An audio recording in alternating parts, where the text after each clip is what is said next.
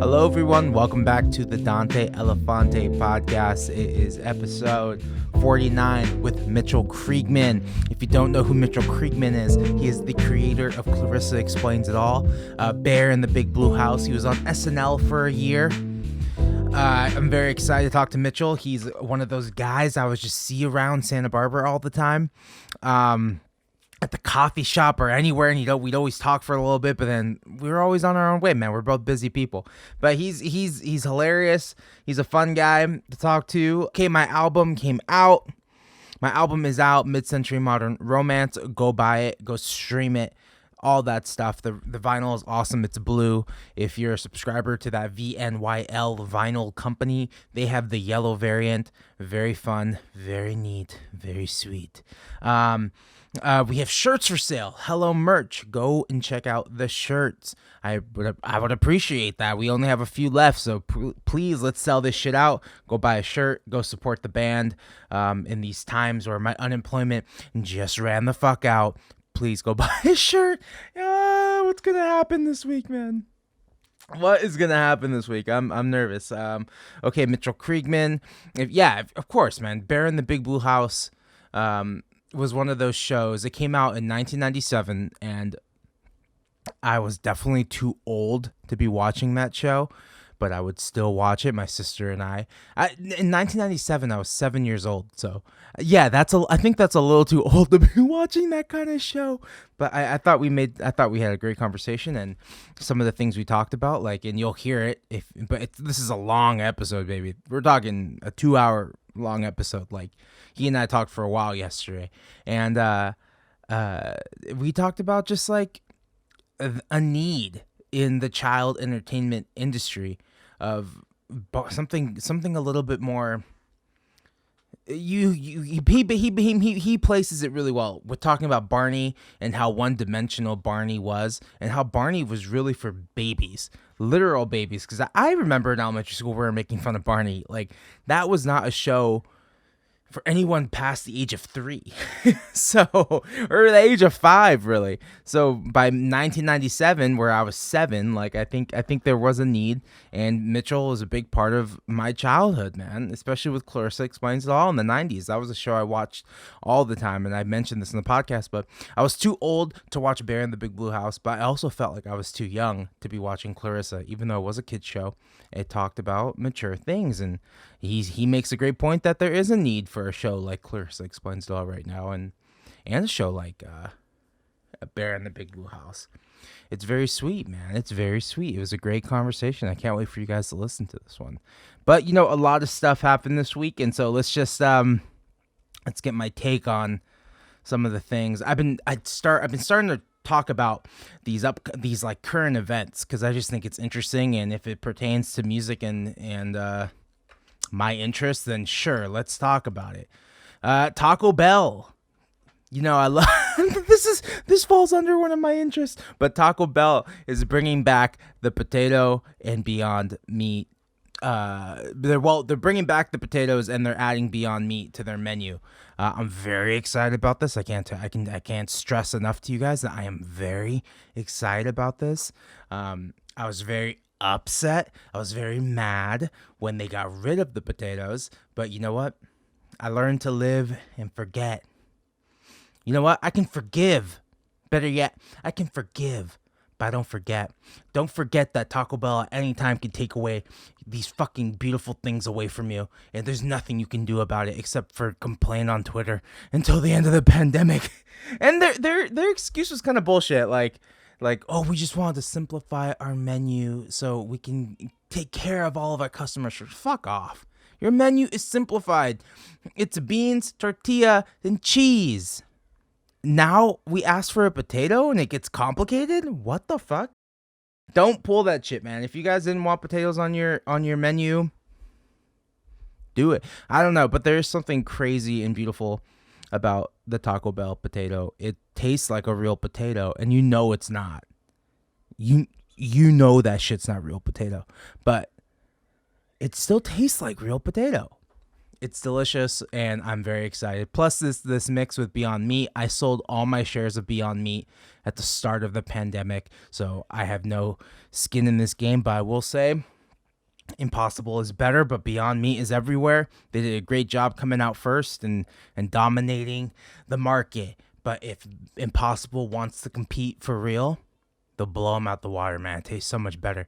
But that doesn't mean I still won't go to Taco Bell and eat a Beyond Meat taco. I'm telling you, that shit is good and way better than Del Taco's Beyond Meat tacos, because those taste kind of fucking weird.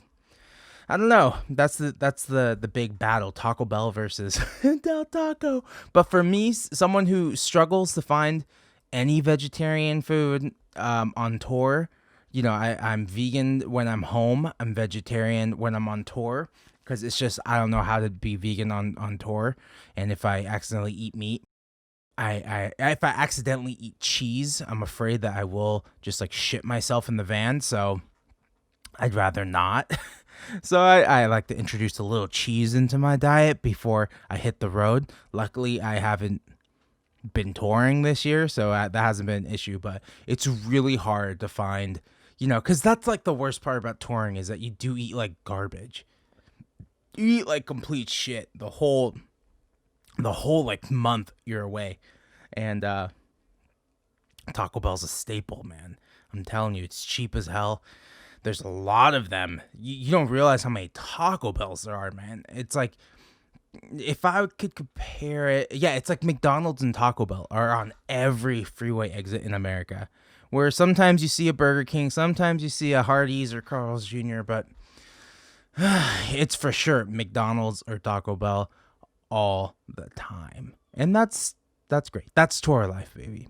That's tour life. Oh, Jam in the Van. If you're watching this, I put a new vlog out yesterday about us jamming in the van. I'm still getting used to vlogs. I think vlogs are fun. I don't think I want to make them a priority on my channel, but they are fun. If we're doing something fun, then maybe I'll vlog the whole day or just get some behind the scenes. I think that's interesting to me, man. I'm not gonna vlog like every morning and shit. Like, this is what I'm eating for breakfast, guys. This is my daily routine. Like, I don't know. I don't have interest in really doing vlogs like that. But if I'm doing something fun, or if I'm on tour or something, like, I will do that. That kind of stuff is fun. So yeah, there is a new Jam in the Van vlog. If you haven't watched the full session yet, it's available at Jam in the Van's YouTube channel, and it's getting good response, man. Shout out to Fahim Anwar. If you don't know Fahim, he's this great comedian. He shared my Jam in the Van last night on his Instagram story. Now we're buds. I love you, Fahim. How cool, man. I love that guy. He's so funny. So I'm stoked he shared it. And yeah, go check out Jam in the Van. It's a beautiful time to be alive, baby. Thank you to everyone who's supporting the podcast through Patreon. Andrew E. Roth, Ashley Brinkley. Thank you guys so much. If you're interested in supporting the podcast or Dante Elephante, go to patreon.com/Dante Elephante and support. Okay, what else happened in the news? Thank you guys so much for supporting the album and sharing it.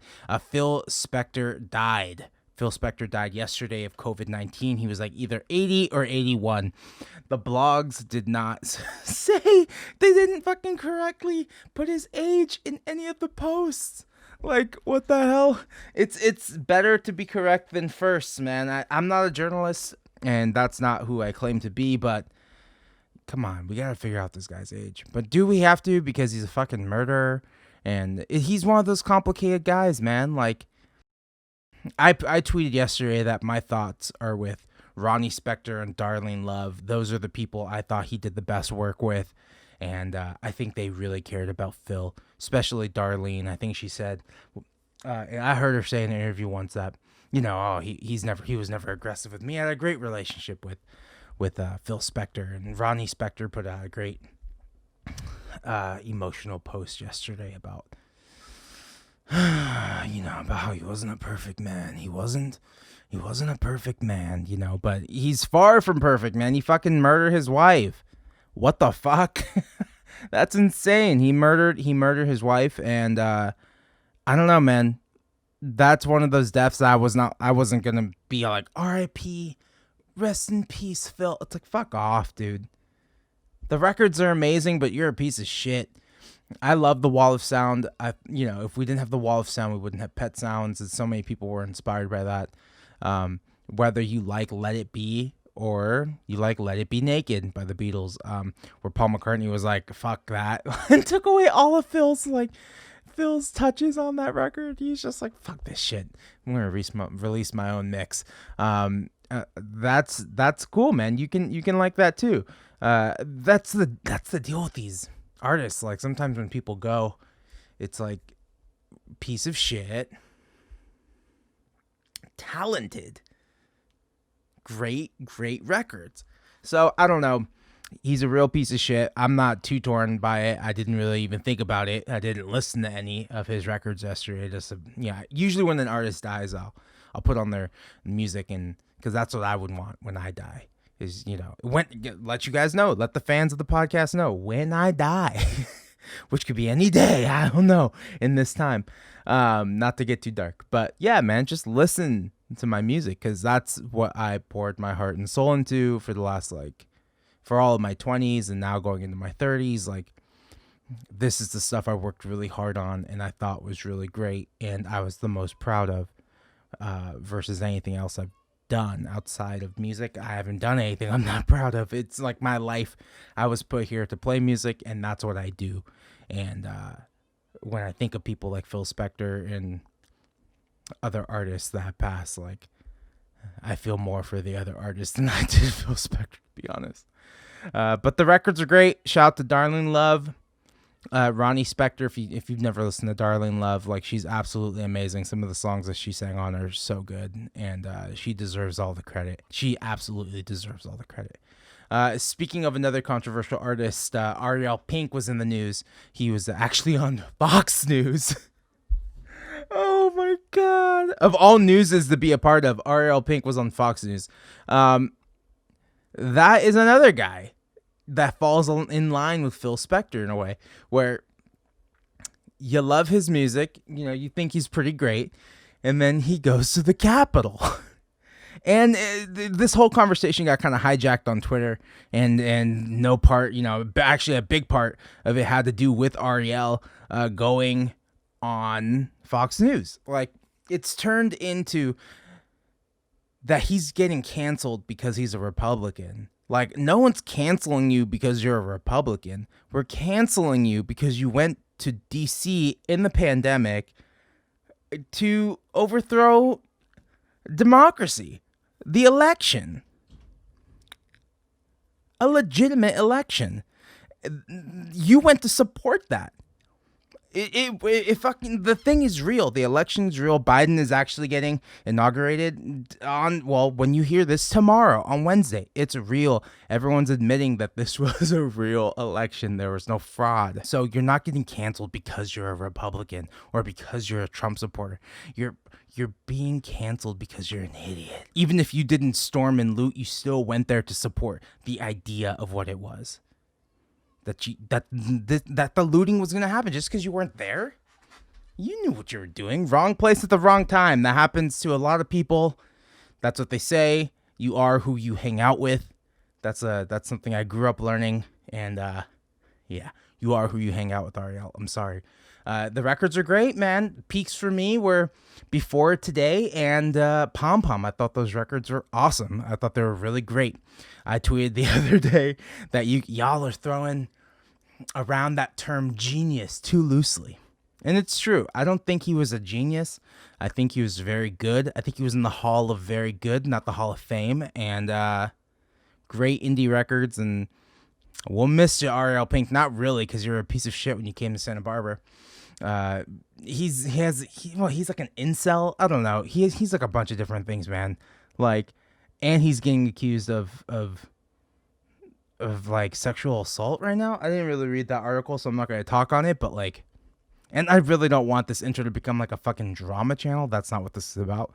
So, yeah, Ariel Pink canceled. Sorry, man, but it's not because you're a Republican at all. It's because of your actions. You are who you hang out with, and you are hanging out with white supremacists, anti-Semites. That's it. Album reviews. I had some great album reviews this week. Shout out to Professor Sky Review on YouTube. Shout out to everyone. Like I listened to a podcast this morning about a review. I love it. It's cool. I struggle with this though, man. Like I think album reviews are awesome and they're great, but also when people are negative, it can be detrimental to my mental health and detrimental health. And I can't listen to them anymore. But thank you guys so much, man. If you're gonna tag me in them, tag me. I don't know. If you got something nice to say, send it to me. But if you don't have something nice to say, don't send it to me, man. You can put it out there. Let the public decide. But my mental health and my feelings cannot get in the way. It's not fuck facts, fuck feelings, or whatever the hell they say. Fuck your feelings. I have feelings and it hurts sometimes. No one said anything rude. That's the thing. I just get like really nervous when I click, and I want people to like this record so much, and when they don't, or which I don't know, no one said that they haven't, but if you don't like the record, that's cool, man. Just move on. Find another record. Imagine, I get it, man. Everyone's trying to find content, and everyone's trying to do their own thing on the internet, and there needs to be more people in that space, because right now it's just Anthony Fantano, and he can't make 100 million fucking videos for everything he wants to review. So he picks the ones that he thinks are going to do well on his channel, and on the albums that he likes, and it's like a weird mix of like, this is going to do well on the channel, and then this is also an album that I really liked and I had thoughts on. So he's not going to be able to review everyone. That's why there needs to be other people in that space. But he's absolutely dominating. I tried, even when the record was about to come out, I went on YouTube and just searched album review. And it's him. He's dominating the SEO. It's absolutely insane. But I'm glad there's some other people. I've learned about some great people on YouTube. The YouTube community, man, it's an interesting place. But I'm glad there's some more people in there. Hold on, time to take a breath.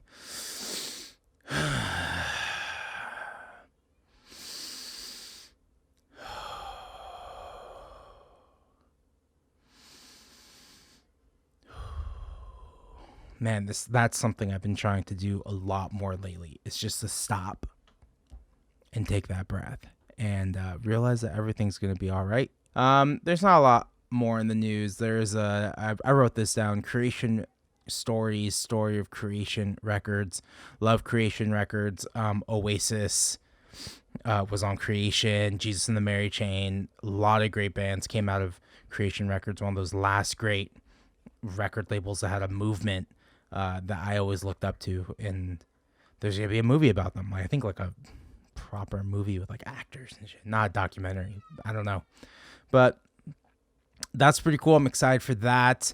Oh yeah, what I'm really excited for is the new this Wednesday, tomorrow, for the inauguration. The New Radicals are reuniting, and they will be playing their hit song. I know people have been kind of snarky. They've been kind of snarky that they're reuniting. Yeah, man, you get what you give. That's what this episode should be called. You get what you give. New Radicals are reuniting. They're going to play their hit song, You Get What You Give, at the for Biden's inauguration. And I'm very excited, man. I had this idea. For like a documentary that I never filmed, and I guess I couldn't. I can't now, but I guess I could have, because I bought a camera this last year.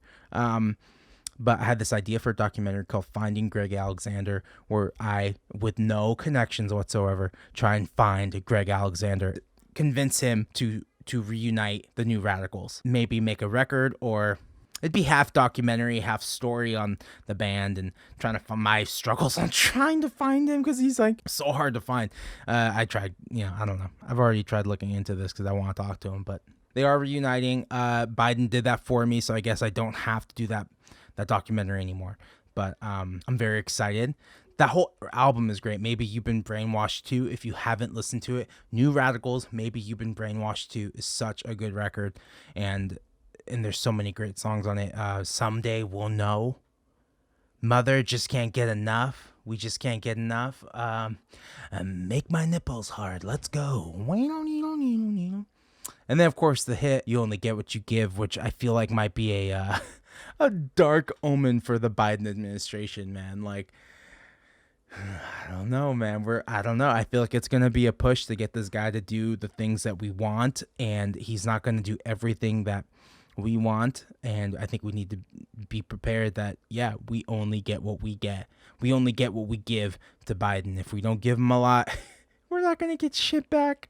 I don't know. I'm nervous. It's gonna be a crazy next 4 years, man. If he makes it 4 years, who knows? This could be part of the whole conspiracy too, that he's gonna bow out, and then Kamala will be the new president, which could be cool. That could be neat. I don't know. I wasn't a big Biden fan. As you guys know, I was a big Bernie Sanders and Andrew Yang fan. Andrew Yang running for mayor of New York, and that's something I've realized this year, that New Yorkers are so easily upset. They're so pressed. They're like, he posted that he went to a bodega, right? Granted, he went to this like gentrified, this like massive bodega. It's all gentrified. It looked like a Whole Foods almost, and he was trying to pander a little bit to New Yorkers, and but the reaction was like, "No, that is not a real bodega." Like, damn, I didn't know you guys are so sensitive. Like, I wouldn't even say, that's the moment where people are like, it's a joke. It's not a joke. He was pandering, but it's fine, dude. Like, damn, focus on the issues, not if the man went to a fucking bodega or not. So that's the kind of thing that I found hilarious on Twitter this week, was the outrage that he would go to like a gentrified bodega instead of a real bodega. I don't know, man. I'm a fucking tourist in that town, so I go to anywhere that has like decent reviews or someone told me to go to. So I don't know the local spots, and I think New Yorkers prefer if I didn't know the local spots, and I'm good with that, man. Keep it. I like when locals keep secrets to themselves. It's like in Highland Park, they had this place, the coldest beers in town, and I can say this because the fucking secret's out, but like, you go there and you ask if they have birthday cakes. And then that like allows you, that was like the code name to go to the secret deli. And then I thought that was really cool. A friend told me about it. And then I saw this massive article from like Vice or one of these things, like Highland Park, like, just kind of trying to promote the whole fucking area. And like, this is so cool. Such a hip underground area that like, has the sandwich place. And I was like, oh shit, they like completely put it on blast on this article that's going to get like hundreds and thousands of views. Like, so that's the kind of stuff I'm like, they should have just kept that one a secret. Like, don't blow that kind of shit, man. I hate when they do that shit, and then tourists can walk around and feel like they're a fucking local. You're a fucking tourist, dude. But I'm also a fucking tourist. So yeah, Mitchell Kriegman's on the podcast today. I have to get ready to start my day and finish editing this podcast. You guys are the best. My album came out. T-shirts are available. Thank you to the Patreon. I love you guys.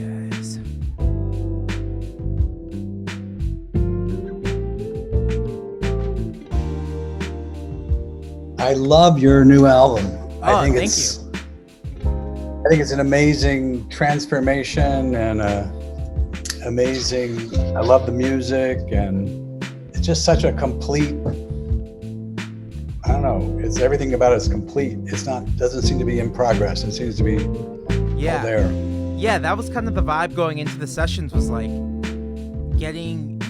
That's what the producer, my buddy Paul Cherry, said. He's like, I want these songs to be like done. I don't want these songs to like, oh, we need to work on this. Oh, I don't have lyrics for that. So it was kind of like, are these songs done? And I was like, yeah, they're done.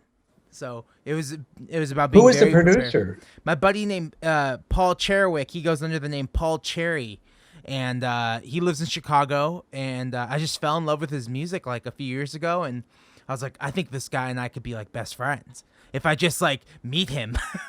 So I booked him a show in Santa Barbara, and then that's how I met him. Uh-huh. Yeah. But that's a big about face for you, right? When you went to that sound. Yeah, it's definitely a big Why don't I just interview you? I suggest I interview you. Yeah, no, it's definitely a big change. It's definitely like This is like the music I grew up listening to in Santa Barbara with my parents. Really? Yeah, it was a lot of. So like, who is that? It was just a lot of like Earth, Wind, and Fire, and a lot of electro funk, like Lisa and the Cult Jam, and stuff like that. So that's kind of the sound Your I parents wanted. listened to that. My parents did. Your yeah. parents listened to that. Yeah, my They were parents. pretty hip. They were pretty. They were pretty young. They had me when they were 20. Oh, So, yeah. okay. So that was, it was the eight. It was I was born 1990, so it was like around that time. Yeah, they were very young. And did they like that? How they feel about the album? I don't know yet. I haven't talked to you. I don't know if my dad even knows I put it out. Oh, wow. That's just how it is. I showed my dad the album cover, and he thought it was really funny. So I was like, okay, that's good. But that's how it is with my parents. Like sometimes I showed my dad a few songs, and he was the most I've ever gotten is like, yeah, that's not bad. It's like, okay, I'll take it. And is he a musician? No. Is he a musician? No, none of my parents are. No. Neither of my parents are musicians, but they like music. Yeah. Okay. But yeah, thanks for doing this. Thanks for doing the podcast. We're going already. It's just rolling. Mitchell Kriegman. It's great to have you on. How are you? How are you doing? Nice to be here. Yeah. I'm doing very well. You're.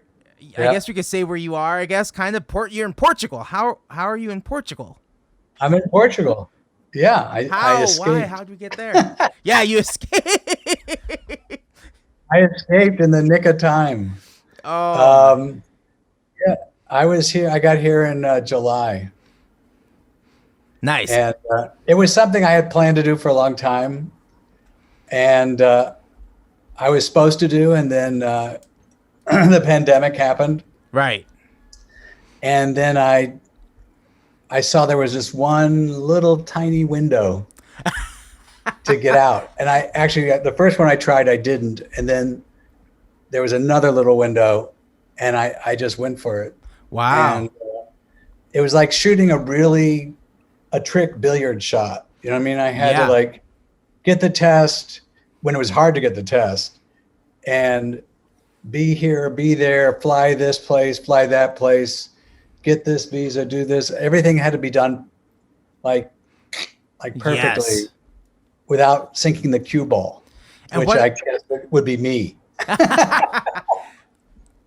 And what about your stuff? How do you get your stuff over there? Or did you just sell everything and now you're starting a new life? I mean, I had started reducing my footprint. I had given all of my papers, they archived everything at UCSB that I've ever done. So that's everything, all my shows, all my video art, my performance art, everything. I just recently did a really cool lecture that was scary for me, but I did a good job. What was the lecture on?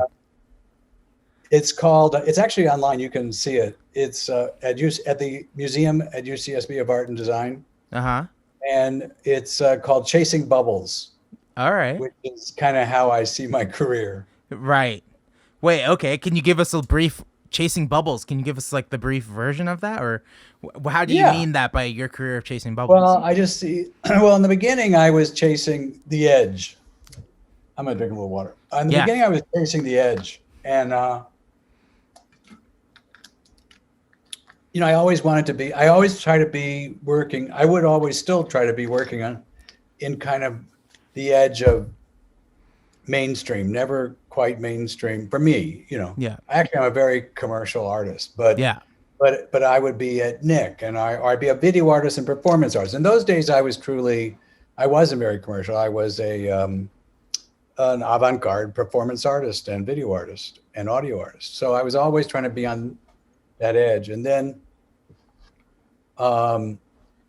and so for a long time, that was always why I wanted to be not in the center of everything in LA or anything. Right. But, the paradigm has been changing for a while, and now it's accelerated enormously. And the paradigm went from being this sort of parabola where here's the center and here's the edge, to the center collapsed. And the whole thing is a big mess, kind of an amoeba blob or like a stew. And so now, to get that kind of opportunity that I want, where you get to do what you want to do and you don't have a lot of people telling you what to do, and you don't have much money usually, but you get to make your thing. now it's like you have to find that bubble. Right. Like, when there's a bubble coming up from the bottom of a cauldron, and it's small, it gets bigger and bigger. You got to grab it before it goes to the top and it's gone. And so it's how I see the opportunities to execute your work. I think it's true for everybody. And I think it's true in every, certainly true in music. Yeah. Certainly true in art, in the arts and dance. But I think it's probably true in almost everything now, because the world is we've gone from early adapters to constant adapters, and everything's driven by things outside of your control, and more than ever. Right. So you sort of have to like stand there and look and see where's there a bubble and grab it and see if you can do something. Totally. Anyway, that's how I look at it. Yeah. So yeah, just to kind of echo it back to you then. So it seems like, because there was a time where the obscure and the mainstream lived side by side together. You could have like a band. Say again.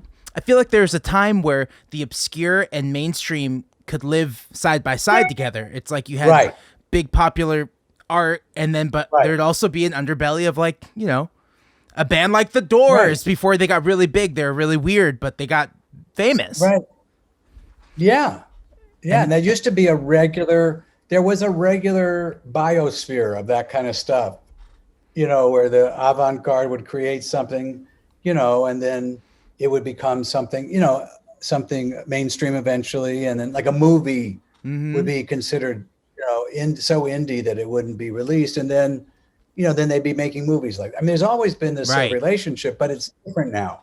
It's different. It's not really, ever since they could, it's kind of a Disneylandification of everything, in the sense that you can create Old Town just like that, and you can create, so you can create a Soho like Funk Zone and never ever have gone through stages 1, 2, and 3.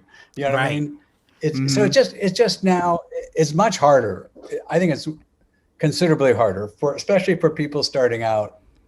I really feel for everybody that's trying to, figure out how to make their way. Totally. You know what movie I saw the other day? I saw for the very first time, and maybe this isn't as deep of a cut, I saw Dinner with Andre. Oh, wow. Yeah, that was considered a really far out movie. Yeah, I was watching, I was like, why is this on Turner Classic Movies? Like, this movie's like pretty nuts. It's pretty like slow and artsy, and the shots are like really weird. And I'm like, oh, this movie's awesome. Oh, I'll never forget. Because I was really, wait, I'm sorry. You may have to cut. I have to turn something off. Sure. That's okay. Live from Mitchell's apartment. Anyway, there was, so I was in Soho, New York, when there was no Chanel there. It was all like, it was all like, my loft was 80 by 40 with 14-foot ceilings, and the windows rattled when the trucks went by, and it was just like one big church, Right. And next door was a furrier, and the other side was a doll factory. And a lot of my video art sort of came from some of that stuff. Like, I'd find doll parts on the street, and I'd take them home and make a story out of them. Right. And it was a bit loft, so I could build rigging. I could do all sorts of things. Now I'm going to forget what I was talking about. It was what year in New York was this?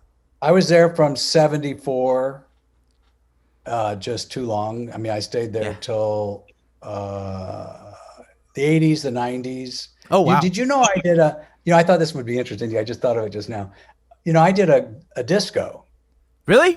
Like, I was a VJ in this massive disco. Really? That was really it was really groundbreaking at the time. It was by the guys that did Studio 54. Oh, wow. Ian and Steve. And I got hired. They had these two banks of monitors on hydraulic lifts that would go up and spin down on top of the dancers, the dance floor. And it was done by this amazing, I forget the name of the designer, but it was a Japanese designer. It was amazing. The Palladium was an old concert hall, and they gutted it and put this super structure in it with lights and all this crazy stuff. And this this video thing, and I was the VJ. I keep starting stories and I forget them as soon as I start. That's okay. Yeah, that's awesome. So that was the year. So that was in the 80s. Yeah. And Saturday Night Live was in the 80s. And in the 90s, I was doing all the TV. Yeah, Wow. so that actually now makes sense. My life makes sense suddenly. I was in the 70s. I was avant-garde video artist performance. I had my first show at the Whitney, probably before 79, but I had my big audio. I created this. I was one of the first people in audio art, where I did these radio plays for the telephone that were super cool. Yeah. And all of this is at UCSB now. And I had done all this video art, performance art. My specialty was performing in the dark. I did. I'm very good at performing in the dark. Right. I did a performance called "An Evening of Stories and Tricks You Won't See Anywhere." Yeah. And I would come out and in the dark, and I'd wait for the lights to come on, and they would never come on. And basically, I would apologize for like 45 minutes. I figured out how long it took for your eyes to adjust. Uh-huh. And I would basically apologize for 45 minutes and talk about what I was going to do, but never got to do, and try to do little pieces of it in the dark that you couldn't see. It was based on a vaudeville routine, an old vaudeville variety show routine where the juggler would come out and he'd say, "I've got this great show for you." And he'd start, and he realized he didn't have his pins, his juggling pins. So he said, "Oh my God, what am I going to do?" And he said, "Oh, well," I was going to do this great thing and he grabbed somebody's hat, and he grabbed something else, and he starts juggling with these things, trying to show you what he was going to do. So basically that was the show. So that was when I was doing, so that was in the 70s. In the 80s, I was at Saturday Night Live, and then I was at doing Palladium and some other stuff. And then by the 90s, I was doing TV a lot. Wow. So what was your audition like for Saturday Night Live? I didn't audition. Oh, okay. I was recommended. There was a guy from the original show, Mr. Mike, Michael O'Donoghue. And he was really one of the most brilliant, perverse National Lampoon writers. He's the guy that did the cover with the gun to the head of the dog. Yeah. You know, buy this issue or we'll kill the dog. Yeah. And he was brilliant, and he was genuinely weird. And he had, quote, discovered me as a video artist. And he put a couple of my more perverse pieces, or seemingly perverse, because I'm actually very pure. Yeah. But my work seems to be perverse at certain points. And one was the dancing belly button, which was, I had figured out that if you pressed your naked belly against a plexiglass wall and you wiggled your butt, that your belly button would move. Nice. And I played an Irish jig while I did that. Oh, cool. So that was fun. And there were a couple of others. Anyway, that show was supposed to be an SNL replacement when Lauren was going to quit. And then, but it was almost just designed fatally to be rejected by the censors. I mean, that's what Michael's thing was. And so it got rejected. But anyway, so Michael ended up recommending me to the next year of the show. And I didn't even write sketches. I don't really, I mean, at that time, I couldn't even pretend to write a joke. Yeah. I don't really write jokes anyway. I don't even know what jokes are. I think jokes are like something everybody agrees on is a joke. I don't really get it. I mean, but I did do weird things and have weird ideas. So there was room on the SNL roster for just interesting, weird people. Not really. Really? No, it was a mistake. Oh, okay. What happened? Well, here's the deal. If you think about before I got there, SNL, when it started, was two threads. It was this parody, Bassomatic kind of, lampoon kind of parody, which I find less interesting. But anyway, that was one. And then there was this very weird Guido Sarducci thing and O'Donoghue and these weird things that were just in there mixed with it all, And I was in that other vein. That vein got eventually taken over by Letterman, basically. Right. I mean, Letterman, when it started, did all that on the street stuff, all the weird, clever stuff. And SNL became mostly parody, you know. And then, And so that was, yeah. yeah. How long did you? I think you spent a year at SNL, or how long did you spend there? No, I didn't make it that long. Oh, you didn't make I it- was fired. I was fired. I appeared in at least 2 or 3 sketches. Right. I wrote tons of sketches they never put on. Like I wanted to do, you know, who's watching now, and go out with a camera crew and find somebody actually watching the show while they were watching it and we were doing it.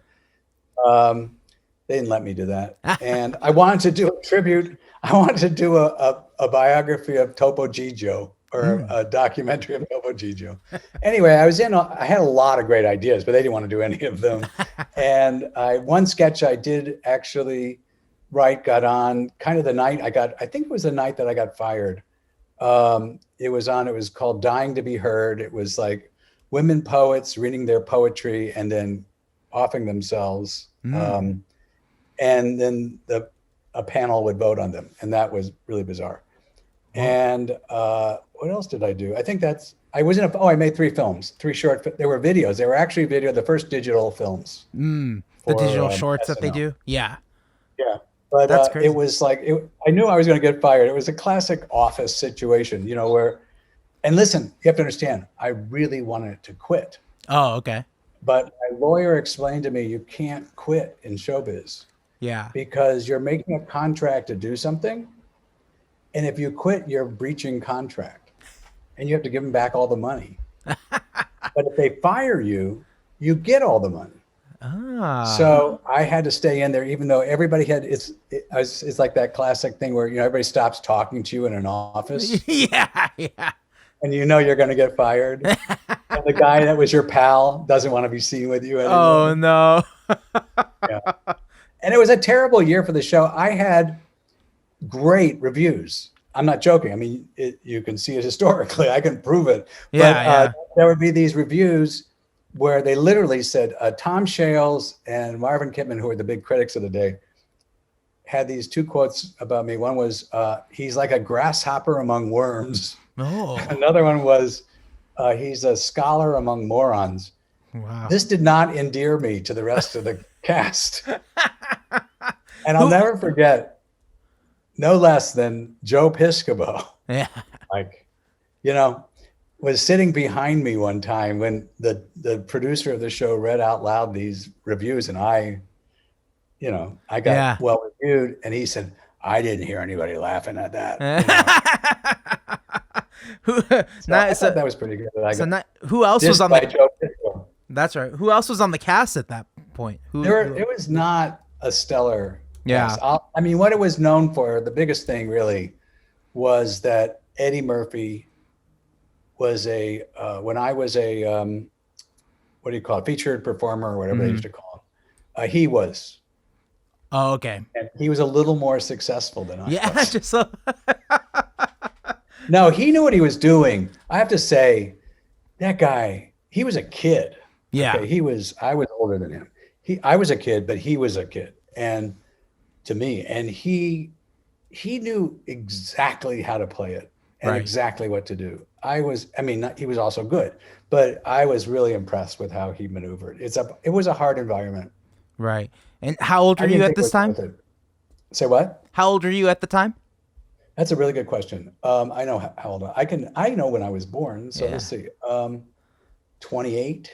Wow. Yeah, Murphy was like 19 or something like that. Crazy. Yeah. Yeah. Wow. Yeah, man. Yeah. And then they say, the work environment is pretty chaotic and it's almost iconic for being toxic. Yeah, it's well, I have a good analysis of it. Basically, you know, I've been at a lot of really stellar environments where things started, right? SNL, I was there after it started. Mm-hmm. Nickelodeon, I was there when it really started. Mm-hmm. There's some other places I've been where I've been lucky enough to be in the moment, right? Right. And I used to think I'd never be in the moment. I always felt I was at the end of the moment. Yeah. So I wrote at the National Lampoon too, and I felt like, oh, it's already over. I'm at the last. But SNL, just for that, along those lines, SNL really was formed, its character and environment was formed in the beginning with Lorne and O'Donoghue and all these writers and Chevy Chase, all these people. And they were extremely competitive and predatory. And they were driven by it. It was stimulating. They made great work because of it, you know? And they were also friends, which I think is an important part of even the most vicious comedy works if the people are friends. Right. And there's some affection underlying, even if they're like mad at each other or whatever. It just means there's something gluing them together. Because otherwise, why would they be together, to me? Right. So the interesting thing was that when those guys left, somehow the environment was set regardless. So now we were all strangers, but we were kind of pitted against each other. And that was the idea. And I felt it was just not worth it. And then the whole stay up late and get high. Yeah. Let's get high and stay up late and write a funny sketch. I was like, leave me alone. I'm high. It's like, if I'm high, I don't want to work. Yeah, let's work now. No. So I didn't fit in. Wow. Yeah, I get that, man. I absolutely get the marijuana does the exact same thing to me. I just like crumble and be like, I'm done for the day. Like, I'm just gonna go sleep. Like, I don't get energized. I don't have that personality. No, I don't get it. I don't need to be high to have a weird idea. Yeah, totally. Yeah. The weirdness is everywhere. You don't need to get high. Absolutely. I mean, I'm not against getting high, but I'm just saying. Yeah, totally. Yeah, and that's what is the marijuana laws over there in Portugal? Oh, over here? Yeah. I have no idea. I don't think it's as loose as California, but I don't think they make a big deal of it. It's like everything else in Portugal. Everyone's pretty relaxed here. Yeah. That's awesome. It's a little bit like how Canadians are kind of laid back and self-effacing and not in a hurry, and they don't get all out of whack like Americans do. Right. That's sort of what it's like. It's not like Spain where they can be snobby if they're upper class. I'm sure some of it is here somewhere, but it's actually very chill. Have you gotten time to really explore the city you're in during this pandemic? Yeah, I do, because I don't have a car. I just ride my bike everywhere. Yeah. And it's gorgeous. Really? I mean, here's the thing about Portugal. It's all rivers and beaches. The whole thing. It's the size of New York State. Wow. So it's really such a beautiful environment. That's so cool. It's not like Berlin, where it's been the most important city forever. There's just a lot of it's in process. It's really cool. I love it. That's awesome. Okay, so you always felt like you're on the tail end of things, but you said yourself you were there for the early days of Nick. What were the early days of Nick like? So that is like an environment that was like its beginning time, the way SNL was. And there were a lot of smart people. I mean, I would say the three biggest factors in that being as successful as it was, are that a bunch of smart people, some of them were not that experienced, but that was probably good because that meant they were more original than having worked everywhere else. And there was a really visionary executive, two of them.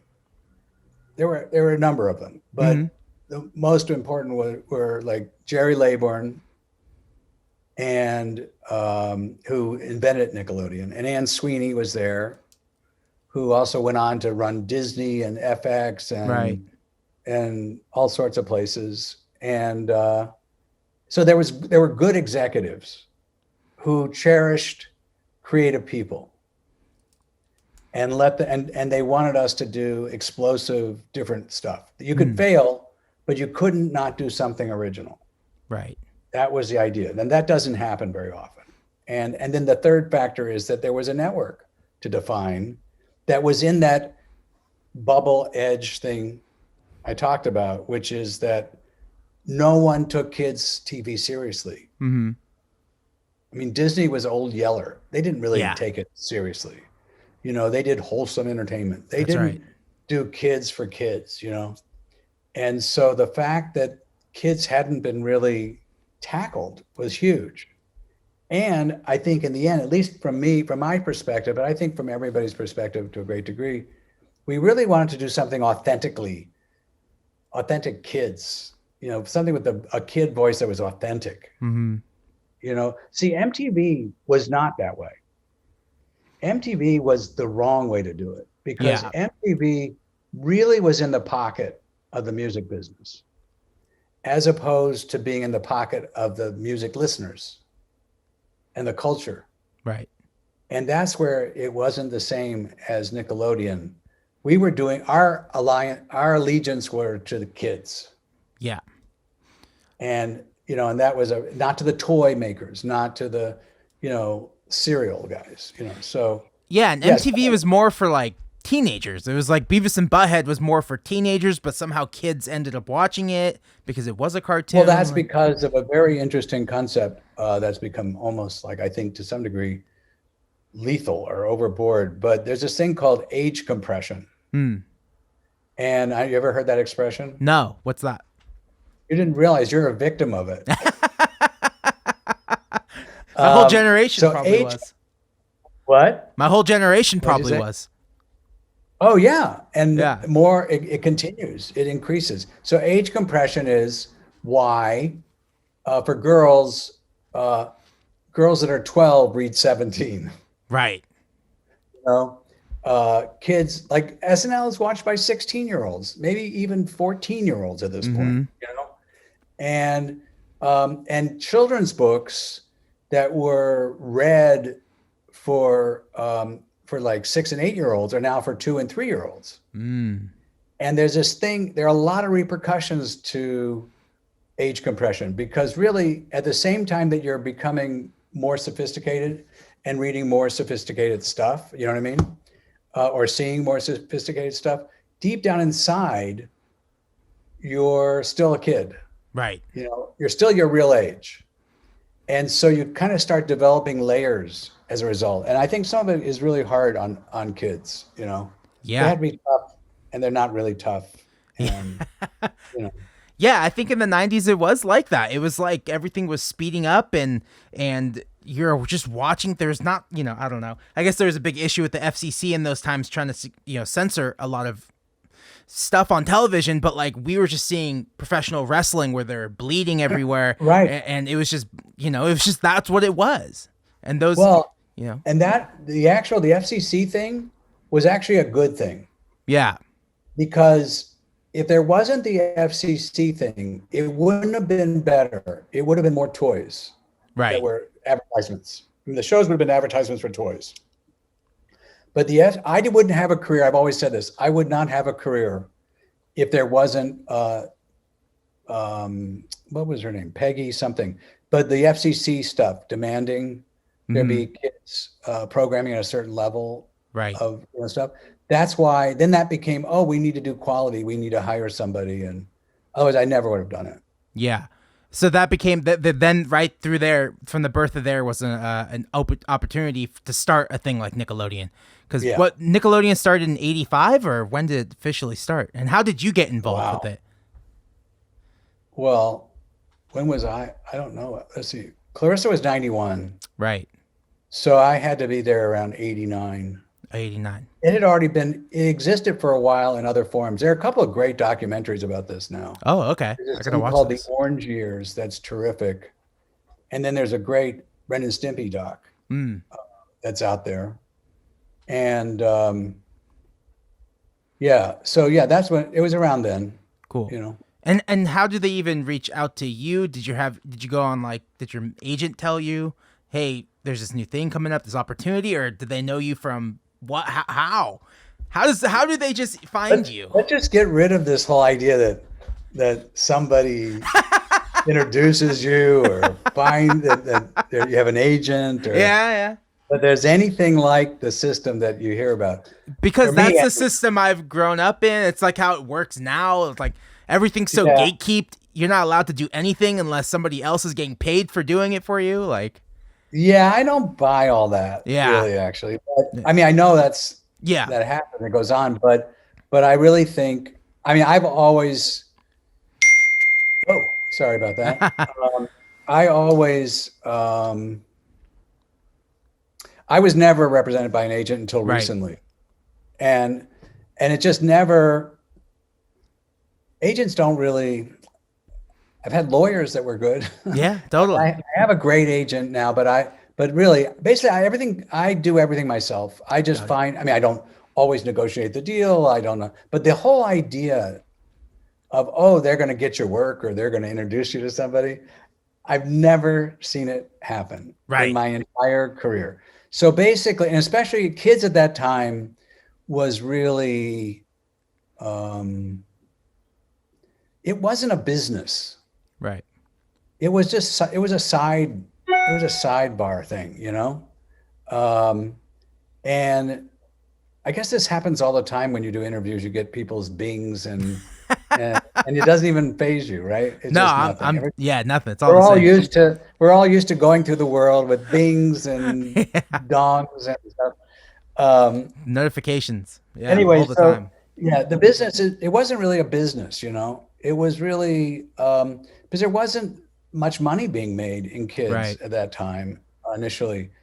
I mean, it did eventually become a big business, and people did move into getting agents and having, being, you know, I guess there were people that were introduced that way, but I was always sort of at the ground level. Right. So I just knew the people, and you know, New York City, where I was, there were two ways to make a living writing. You could write for kids, or you could write for SNL or Letterman. Right. You know, and to a lesser degree, magazines and Lampoon, and to some degree, Broadway. But that was really pretty rarefied. Yeah. So a lot of people did both. A lot of people wrote for SNL, but did kid shows, you know. A lot of people wrote for Sesame Street and for the National Lampoon. There was a lot of that. Yeah. Between the both. So you met people and you wrote stuff, but I also always did my own stuff. And it's the thing that not to sound like somebody giving advice all the time, but the thing I've always said to everybody, just do not depend on the system working for you. Yes. You can try, and you need a job, and it wouldn't be great to get paid, you know, to write, you know, wouldn't it be great to get paid to play music, you know, or your songs make enough money. But the bottom line is you can't wait for that.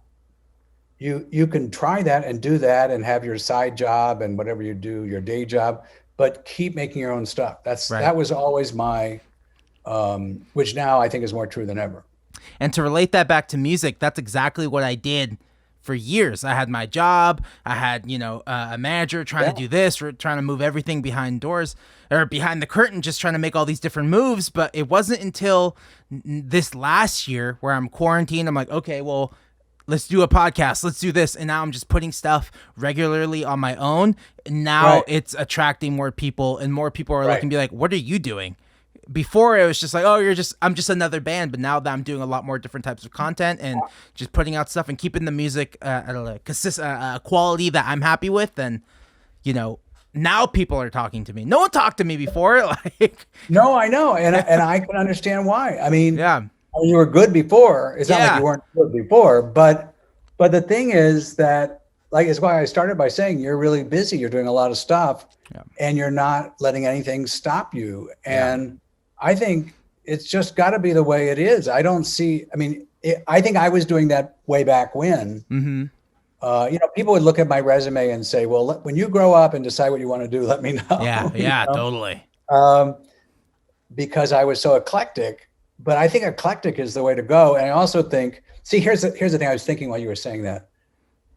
There was a time where the attitude was, oh, this is what I'm working in the post office, or I'm working as a lawyer, or I'm working whatever way you're working. And I'm an amateur in my music. I'm hoping to become a musician. Yeah. Well, that's kind of bullshit. You know what I mean? Yeah. Like, you don't have that issue. You know how good you are, right? I mean, you're good and you're making music. Whether everybody's seeing it or understanding it or buying it, That's another issue. Yeah. And you'll work that out, right? In the meantime, you've got to, eat, and you got to pay Yeah. the rent, right? Right. But there's not a question about whether you're creatively successful, Right. know? Yeah. And you learn to define yourself. I'm sure you do this. You learn to define yourself in terms of your own criteria. Like someone once said to me, do you, like we were talking about, because I've had a lot of failures and I've had some successes, and I'm as interested in my failures. Honestly, I feel more tender towards my failures, and I really wish they had happened. Yeah. And I always will. And they're always sort of in the process of maybe they'll happen. You never know, right? Because I never give up on an idea ever. Right. But somebody said to me, well, we were looking through all the things I had done, and he said, well, in your mind, was that a failure? This particular thing I tried to do. I said, no, I thought it was pretty good. He said, well, that's what you really should be judging by. Yeah, that's true. If you think, forget, like there's so many things where they also, they dump on you, when something's not successful, everybody's so insecure. They feel like they have, oh, well, that shows it couldn't work. Mm-hmm. That's right. And I'll give you a really good example. I have lots of examples. Yeah. But a really good example was the Clarissa CBS pilot. So after doing the series, I sold a show to CBS, which was Clarissa in New York. And she was going to be a newspaper intern. I had Marion Seldes, who's a famous Broadway actress, as the publisher. Yeah. I had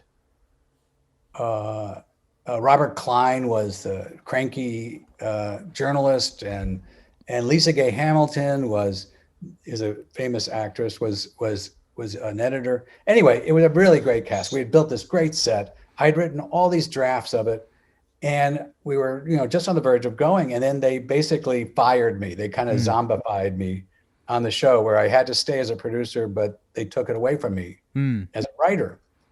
And then they took out all the talking to camera, all the fantasies. Yeah, that's all the graph. They took out all the special That's the stuff. show. The show. Then they brought in this really miserable writer who hated her and who couldn't stand. She was a very neurotic person who, like, these people who, like, when someone's chewing gum, they say, "Can you stop chewing that gum?" Yeah. Right. So they brought this woman in, and it was a shitty show, right? But then everybody said, well, I guess Clarissa doesn't really work for the network. You know what I mean? Well, yeah, if you take out everything that's special about it and you get someone who doesn't even like it working on it, then I guess it's not going to work. But that's not how they look at it. They love to dump on stuff, Totally. I've experienced that this week with album reviews. Oh, really? And people, like, I've had some decent reviews. People have been really nice. And then there's just some people that have been nice and sweet, but they say it in a weird way. Sometimes it's just how they say it, Yeah. And they're young, they're just young kids who have YouTube channels who are trying to do something on. So I don't get mad. I think it's hilarious, but it's just sometimes you're just like, okay, I can't keep watching these. It was fun. The first one was fun. Oh, good. I'd like to hear somebody else's opinion outside of my bubble. But now it's like, okay, I need to not click on these anymore because I think they could be potentially hurtful. I think fan responses are probably more important. I mean, I think it's, and these days, what's a critic versus a fan? I mean, is there a difference? And I really believe, especially in writing, I know it's true. It's true in music too. You need to start with the people that like what you do. Mm-hmm. Like I used to have a problem in writing where I'd show my work to people who didn't like it. And what happens is they say nasty things to you when they don't like it. And the bottom line is that if they don't like it, they can't give you constructive criticism. They can't, give you insights if they don't like it. I've had people say that my writing isn't writing, and I'm like, but they don't like that kind of story, or they don't like something. Totally. And it's just, I don't know. It's weird. It's a weird thing that I'm excited about, but also I don't know. I could live without the Well, you really with the have reviews. to. I mean, what'd be worth doing is if there ever was somebody good Yeah. who wrote about you in the past, getting them to look at it, Right. and get them to do. You have to choose. I think you have to do for real reviews. You have to choose people, unless it Right. just happens. Right. But I mean, I go by a lot of different. I think a lot of it. It's not nonverbal, but good responses aren't always literally good responses. Right. Sometimes it's just engagement. Mm-hmm. Like if somebody's thinking about it a lot and says something, then oh, it worked. It got in there. Right.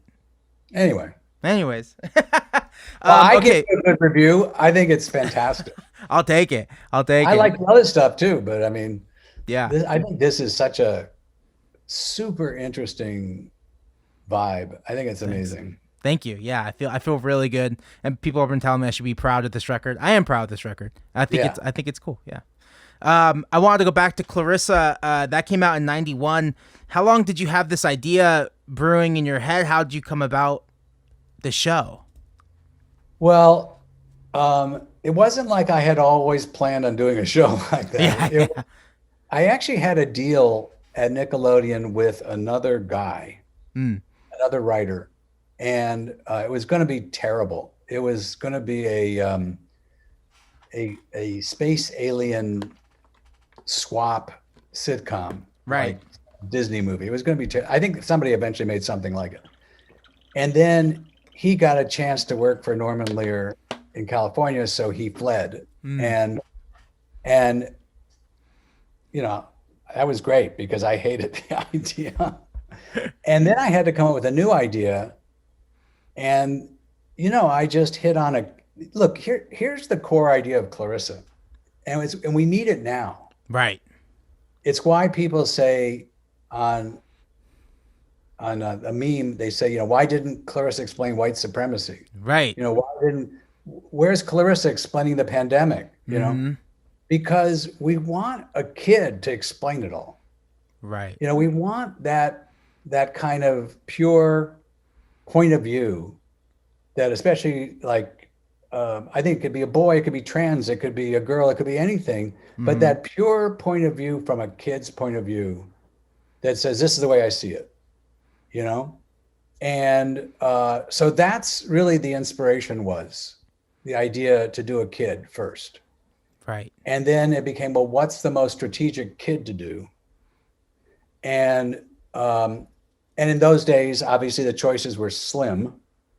They Right. actually were mostly boys Hmm. on the shows.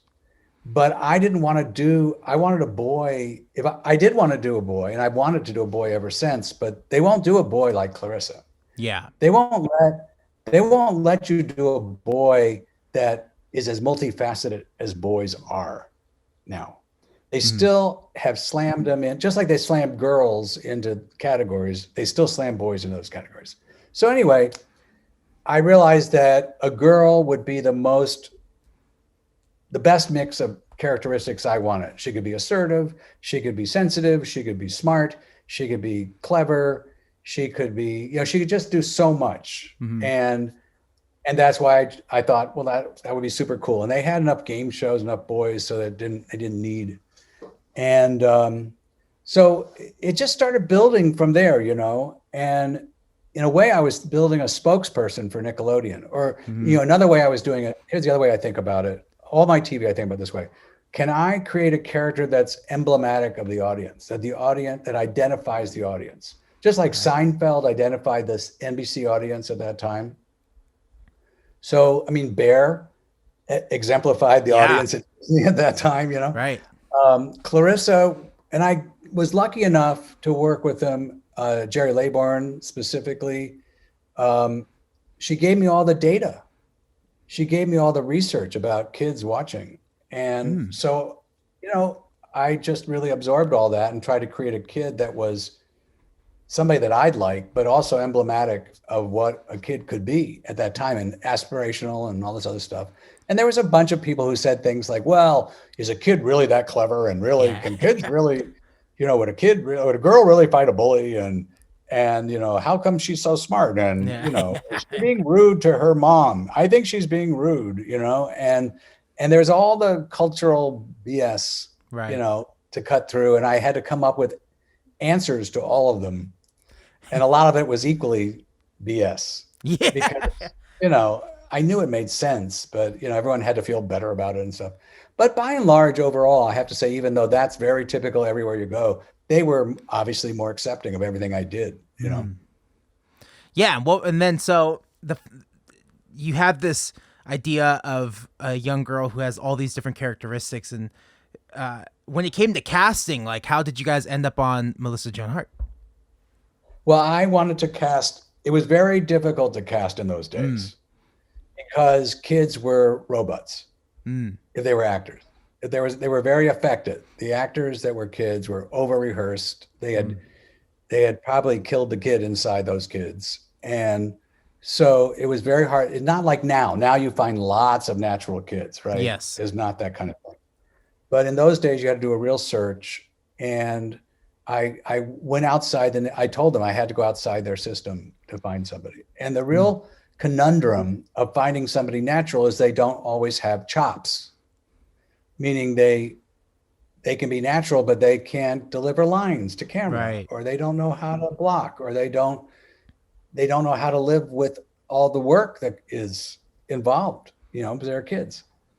So that was very hard. And I found, and Melissa was unusual because she was everything. She was very natural. Her style was very genuine.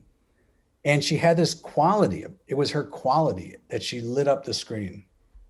And I just felt I could write all sorts of things for her that would be very wacky and weird, but seem very normal in her delivery. Yeah. And it was really like a lot of stuff from my video art days and performance art, and a lot of my weird ideas I was able to deliver through this, delightful person, Melissa Joan Hart, who made everything feel like, oh, it's okay. Oh yeah, she's saying something really strange, but because she's so nice, it's okay. And I love that. It meant that, and then she had the chops. Right. I mean, she was in every scene of every show we ever shot. Wow. That's crazy. That's and yeah, she knew that's a lot of work. line. Yeah. That's great. You said outside of Nickelodeon system is what exactly do you mean that by using their typical casting teams? They had or a casting department. Yeah, they had a casting department, and it was like the normal. Yeah. In those days, which was game show participants, and they hadn't really done. You have to realize they hadn't done a real. They did Hey Dude, but besides that, they hadn't really done a drama or a comedy. So they weren't really equipped. Like they didn't know that you needed 4 cameras to shoot a sitcom. Right. They didn't know that you needed the same cameraman every day because otherwise, there's just a lot of things they didn't know. And so I would come in, and I was not the most graceful, tactful person in the world in those days. Now I'm the epitome of grace. But in those days, I was significantly insecure enough that I was rigid to some degree. So I was worried always that I was always worried that the idea would go away. I'd lose it. And it really is. I've never really quite talked about this. I had an idea. I was passionate about it. I need to make it. I have to make it. And I was so fearful to the point of defensiveness that if I let anybody in or anybody else mess with it, it would disappear and go away and wouldn't be there. And some of that was worth it. And it is worth it.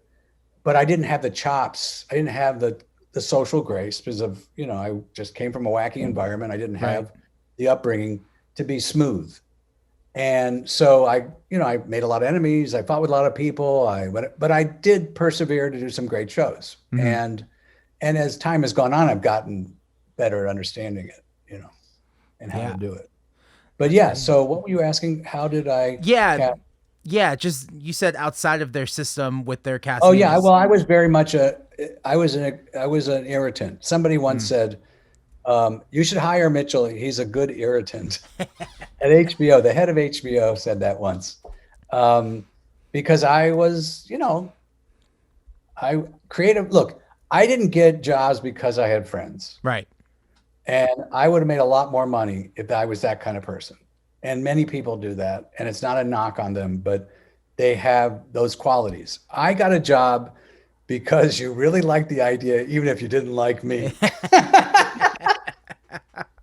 and you came around, you might decide life is the worst problem I had was when I got to that life is too short stage where I'm like, why do we have to put up with this guy? You know what I mean? Yeah. But of course, Michael O'Donoghue was that way too. I mean, they were very good people that are that way. Yeah. But I think everybody understood eventually, if they didn't understand right away, that my whole thing was about the work.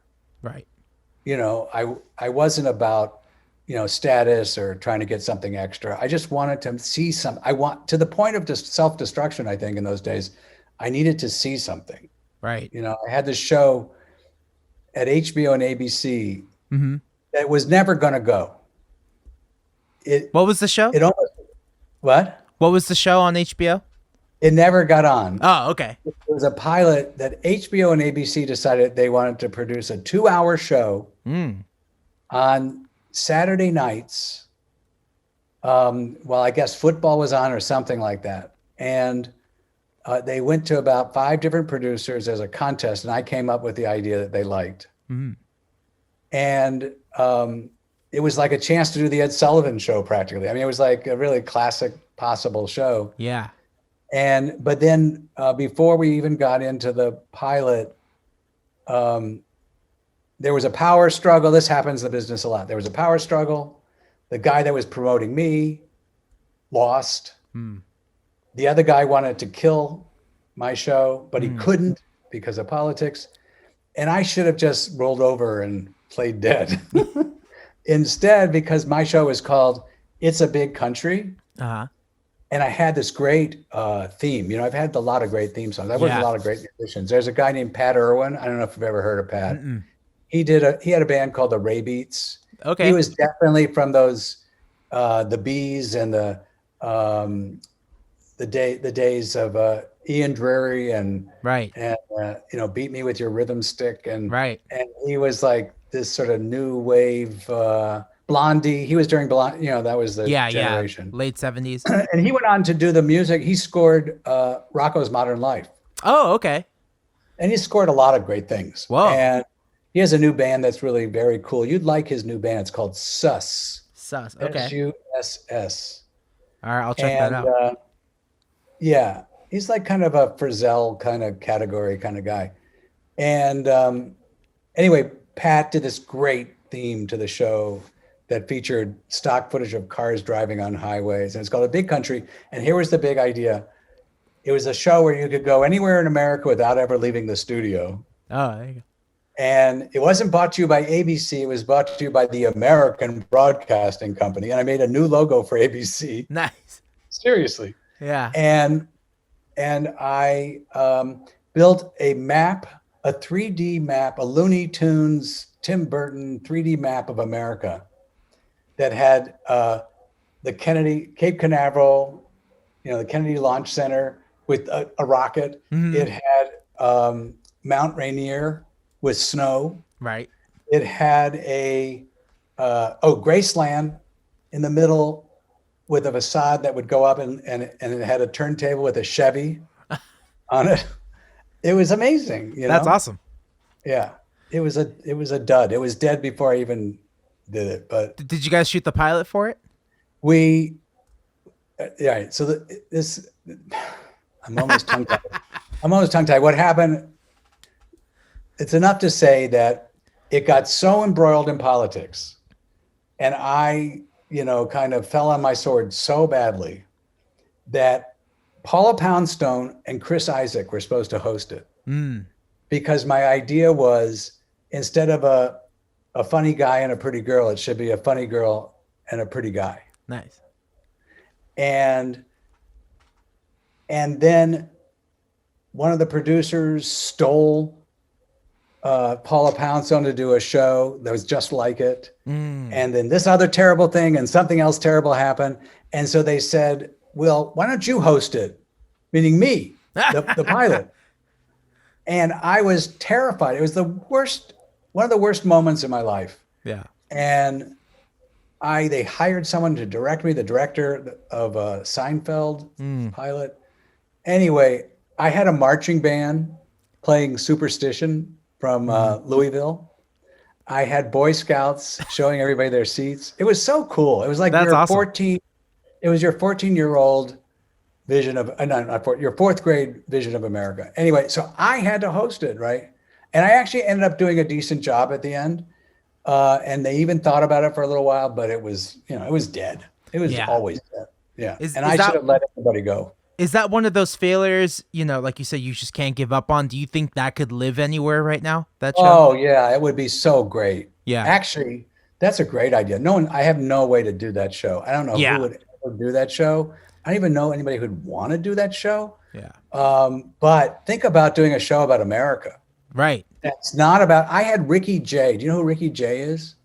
No. Ricky Jay is like the foremost, he passed away. Oh, okay. He was the foremost expert on con games and magic. And he did a Broadway show where he could flip playing cards and cut a watermelon in half. Oh, wow. He was just a brilliant guy. He was going around the country doing con men exposures of con men. I had Rosie Perez. Right. It was a really wild show. It was great. And think about it. That would be a great show right now. It'd be totally diverse. It could be totally entertaining. Yeah. It could be about how the United States, because that's what you heard when you were in, I don't know if it was true for you. I hope it was true for you in fourth grade. When I was in fourth grade, America were all these different color people that got along. That's what we were told. Yes. And it was all these states that were very different, but fit together like a puzzle. Mm-hmm.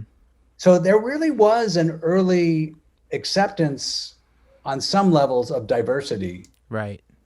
In action, it wasn't true. Like, and I grew up in Richmond, Virginia, where there actually were separate bathrooms, Yeah.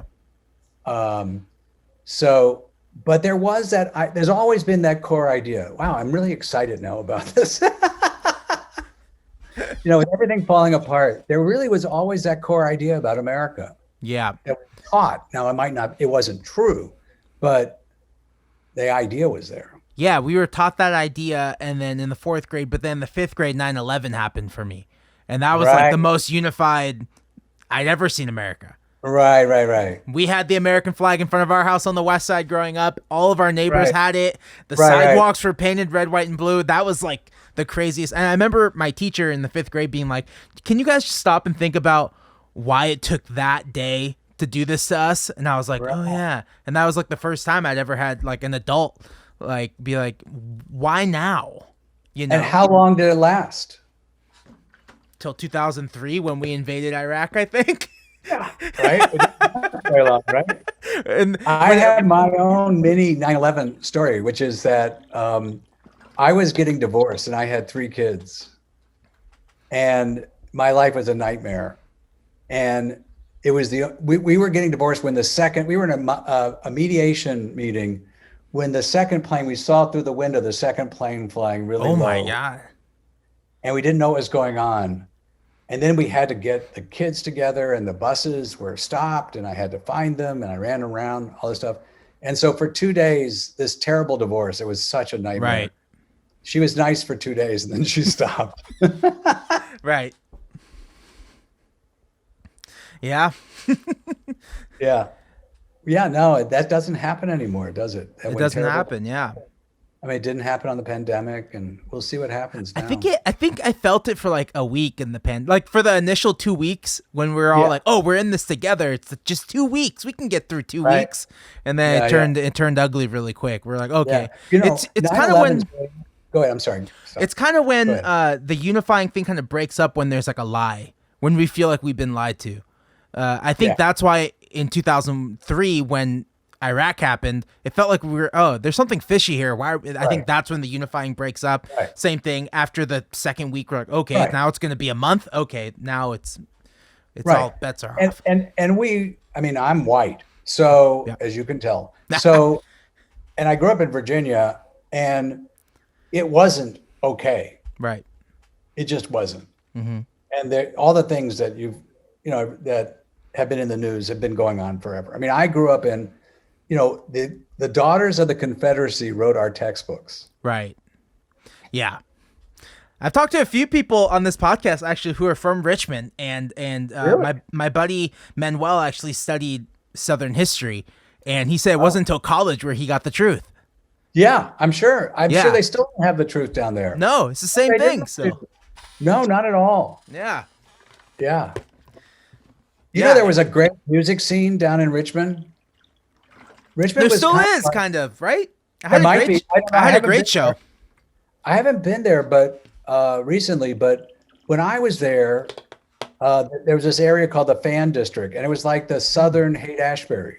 Right. And Bruce Springsteen had a band called Still Mill. He played down there, That's awesome. and so many people were playing down there. It was awesome. It's definitely still a stop. Like when you're driving through the South, it's like, okay, we're going to play Richmond. Richmond's like definitely Yeah. the stop. Yeah, Bob Dylan played down there back when I was Wow. a kid. You know, Did you catch any of those shows, or are you still too young? where he still did what? What? Were Where you he still could too? sing? Where he No. could still sing? Did you catch any of those shows, or were you still too young, or it's just something you saw No, happening? I but was too young. Yeah, I wasn't the right age for that. Right. Right. But yeah, but it was cool, and the music was cool. You know, a lot of the music was like, there's so many. Sometime I've got to send you a bunch of songs Yeah. that, to me, there was this group called Syndicate of Sound, and they had this song called "Hey Little Girl," and it was pretty much spoken. It Cool. was like, "Hey little girl, you ain't got nothing on me," Yeah. and it was just a bunch of jangly guitars, Cool. and just went around in circles and circles, That's awesome. and kind of shouting, people shouting in the background. And yeah, there was a lot of super cool music back then that really people have done. I mean, thank God, for me, from my perspective, they've taken the best of that stuff and done new stuff. Right. They've rediscovered it in Yeah, good ways. because music is so easy to find now. It's like everything's online, and Yeah. these deep cuts that I thought were deep cuts. Well, guess Right. what? It's on everyone's Spotify playlist. It's like everyone's finding out about these deep cuts at the same time, so nothing's a deep cut anymore. Right. And that's a problem. And there's Yeah. another problem, which is that, it's like when you go visit Europe, there's the 10 best things to do in Europe that everybody's doing, That's a big problem. That's a giant problem. Totally. But it needs a solution. But there is this cool thing, like, it's funny, when Napster hit, I was shooting the Book of Pooh, Yeah. my version of Winnie the Pooh, and we were doing virtual sets. So we had these T1 lines that were massive, right, for the time, right? And Napster hit, my entire crew was in their 20s and maybe a few in their 30s. They all knew about Napster right away. Mm-hmm. They basically downloaded the entire internet Oh my. songs. Right. Like, on the hard drive for the show, all the music in the world was there. And the reason why I bring it up relative to this is just that once that happened, at least to me, it seems like once that happened, an old song and a new song are equal. Right. It used to be an old song was an old song and you wanted to listen to a new song. Yeah. And suddenly, and then there are other things that did that too, like Glee and all these other, cover thing that became a thing, so that my daughter knows the words to songs better than I do, that I grew up with. Right. But she knows the newer version of it. No, sometimes she Oh, knows okay. the old version too, because Yeah, you can hear everything it was. I once met Regina Spector, Right. and I adore her. And she from Russia, right? Uh-huh. So and I've heard this before, she heard American music all at once, like every age, every genre, Right. all at once, old music, new music, everything. So that's a different experience. You know what I mean? Mm-hmm. Because I grew up in the South, so I ended up listening to a lot of DIVORCE and a bunch of other stuff, and then James Taylor came in and then the Beatles, Right. whatever. But the bottom line is that she got it all at once, as if she were an alien, absorbing all that culture at once. Totally. Yeah, and that's the way it is. That is the way it is. I think, like, for people my age, 90s to the 2000s, like, it's all there already. You just have to go find it, and it's like you're not waiting for the next Beatles album. All the Beatles albums are done. Right. I think in the 90s there's still some great music that's like Nirvana was such a thing, but now it's just everything's there, and it's just an album comes out and then the next week it's just there now. There's so much good music, but again, it's that problem of like, it's chasing bubbles. How do you have the opportunities? I think that paradigm shift is really, really challenging for artists and writers and musicians. Well, the CEO of Spotify came out and he said, like, musicians have to, like, realize you can't make an album every 3 and 4 years and make a living. And so he's basically saying, you're the product, pump out more product for me. And that has turned a lot of people off. But on the same side, I kind of agree with him, because is the album dead? Should I just be dropping songs once a month, once every 2 months? Like, it's something to think about. Yeah, but this is pretty also, the bottom line is you can do all of it. Right. Like movies were supposed to be dead. Books were supposed to be dead. Everything's supposed to be dead at some point. And that's just a journalist writing something, I think, because it's, is it more popular? It's less. Okay, so we're not buying CDs, but we're buying vinyl, Right. And so they're forms. Like a movie is a form. It's still a movie if it's on streaming. I mean, it doesn't really change it that much. Mm-hmm. You want to see it in a theater. It'd be nice. That's another way to see it. And I think authenticity becomes the most important thing. Yeah. So, the big thing with the movies I've seen is that my personal opinion, the only movies that need the theater are these Marvel movies, are these big, loud, monstrous movies. Like other movies I've been able to watch, that didn't make it, that went straight to a streaming service this year. I've enjoyed them just the same, except for those big monster movies. Right. No, and there's no doubt. I mean, there is a beauty in filmmaking that can be small too, but and seeing it in a theater. But the big ones, also, I think movies actually are the least interesting form right now. I think graphic novels are really super interesting. Right. I think TV and I think novels are. See, I think the whole trick is about surprise. And the question is, what are you surprised by? Yeah. Well, you're very rarely surprised by a movie. Right. A movie, the last half hour of a movie is already set in fucking stone. I mean, it's like nothing's going to change by the time. You just have to be, oh, wait, are we at the house? Okay, we're done now. Last half hour. And story isn't as important because we've heard every story. And high concept isn't important because we've heard every high concept. What is important, what you're still surprised by, I contend, is character. Because we're still shocked by what people do. Right. And your best friend can still surprise you. Totally. Your worst enemy can surprise you. Mm-hmm. Somebody can rise to the occasion. That's what's really interesting, is when you see, and the reason why movies are less interesting is they're not character driven that much. Sometimes there is a character driven movie, and it doesn't extend over time. And it's in that crazy hero's journey where they beat the crap out of every male hero to be in the hero's journey. And he's got to do this. And if he doesn't do that, it's terrible. We've seen it so much. Women have a better chance as main protagonists because they're not so predictable. Right. As a male actor is always doing the same friggin' things, Yeah. And then the other thing is it evolves in this hour and a half, 2 hour form, unless it's something, of course, like, Peter Jackson's movies or these guys who really, and even James Cameron. I mean, unless beside Marvel, these things that are really deep. Mm-hmm. And I think the Mexicans are amazing. Mm-hmm. That's where the most talent, is. Yeah. But the rest of it is like it happens in an hour and a half, 2 hours. So how much character How many Right. surprises can there be? Whereas a TV series, episode 5 may completely transform, Yeah, and episode 5 could be the 5th hour of this story being told. Right. Like if they're 45 minutes or an hour long show on Netflix, like it can really I have get to say the spread out. person that taught me that was a graphic. I don't know if I'm gonna be able to remember his name.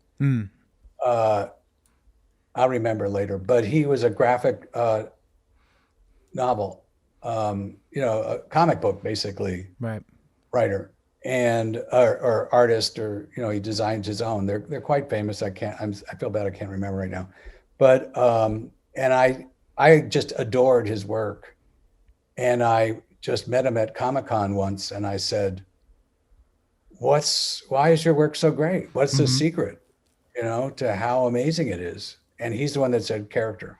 Right. That's the thing. So I think that, I forget his name, but I don't remember what he says. I apologize right now in case he's hearing this. That's amazing. Okay, so then after Clarissa, I did want to say a few things about Nick. I think Nick has done a really good job in the last year with the social justice movement. Oh, good. I think they've done a great. I only know this because I see it on Twitter, and like people are like, what's happening on Nick right now? And it's like they took like 8-minute break, like no cartoons. Here's 8 minutes to represent George Floyd's. How long it took. Yeah, they did a lot of stuff like that. It's been wild, and also aside with that, they had the NFL a football game on Nick for the very first time, which I thought was insane. But it was actually a lot more fun because they had SpongeBob in the goalpost. They had all these different things. I was like, I think I don't know. Maybe I'm just one of those like '90s adults. No, but there's a new. But see, it's just fun. Here's what's really interesting about that. I'm really fascinated that you say that. So they have a new group of people there, right? Running. And the thing is, how all these shows are getting rebooted? Yes. And they're doing, like iCarly older, or they're doing these older. I don't think it works. Yeah. And they think they're capturing the audience that grew up with it. I don't think they are. No. I think maybe once they see it and that's it. Yeah. I think that this is what I'm trying to get at, that what you just said, that I think you, being a 90s kid, would be into like a new kid like Clarissa. Right. Because you were there when that mold got made of a kid that's empowered. Mm-hmm. And I think, yes, you want to watch other stuff and you do other stuff, and you can read the New York Times or something if you want, or some you're very mature. But you'd still like to see that there's a part of you that's still like it.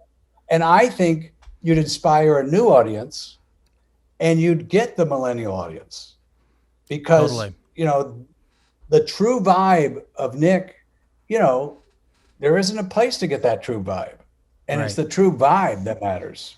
And we're having kids now. And you're people my age. Yeah. Because they tried. Yeah, so you if somebody.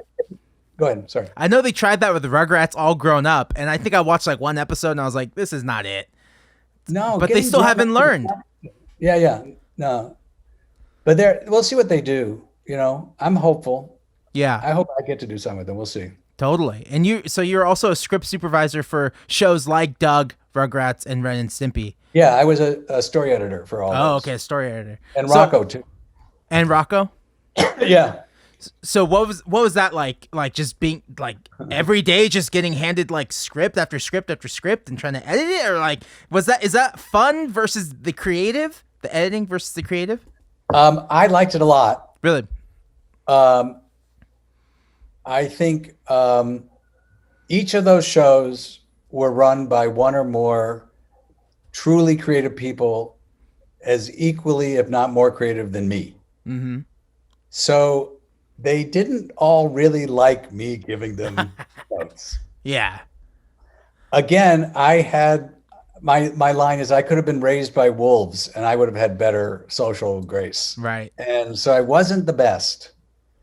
I also was doing all three of them and Clarissa at the same time. Right. So it was a little crazy. And some of the management at that time in the animation area were a little crazy, and they were pumping them up, and their success was pumping them up, and they really weren't looking at the long term. Hmm. And I was brought in because I was just, a writer, a more experienced writer, Mm-hmm. and I had worked in the development of all those shows, but they were all original voices. Right. And I contributed certain things in the development, from my side. But, there's nothing, almost every one of those shows, at some point, somebody there like hated the shit out of me. And I've apologized to all of them since then. I didn't really quite realize it wasn't just me. I was getting set up a little bit to be the bad guy. Like when they didn't want a certain episode or something, I was the guy that had to do it. Break the news. I didn't really, and I didn't really think it through. And I thought they had my back and they didn't. And so, I mean, some of it was normal. Like John Cristofalusi hated me from the very beginning. Right. And that was okay because he was clearly, he was brilliant, but clearly, not going to like me. Right. And his big thing was, which I agreed with, that they should get the writers out of the animation business because animation should be done by artists. And I agreed entirely with him. But he still would bring in a storyboard that was like this thick. Yeah. And it needs to be that. And it would have all sorts of sadistic, crazy George Liquor stuff going on. Right. And I had a job to do, and later on Will McRobb, who did Pete and Pete, did the job. And I didn't mind that, I knew he wasn't going to love me. Yeah. Some of the other places I really genuinely admired their work, and I felt sad that they didn't like me a little bit. But I did my best. I did contribute, and some of them needed some editing. Some of them, like Rugrats, had a tendency to get very.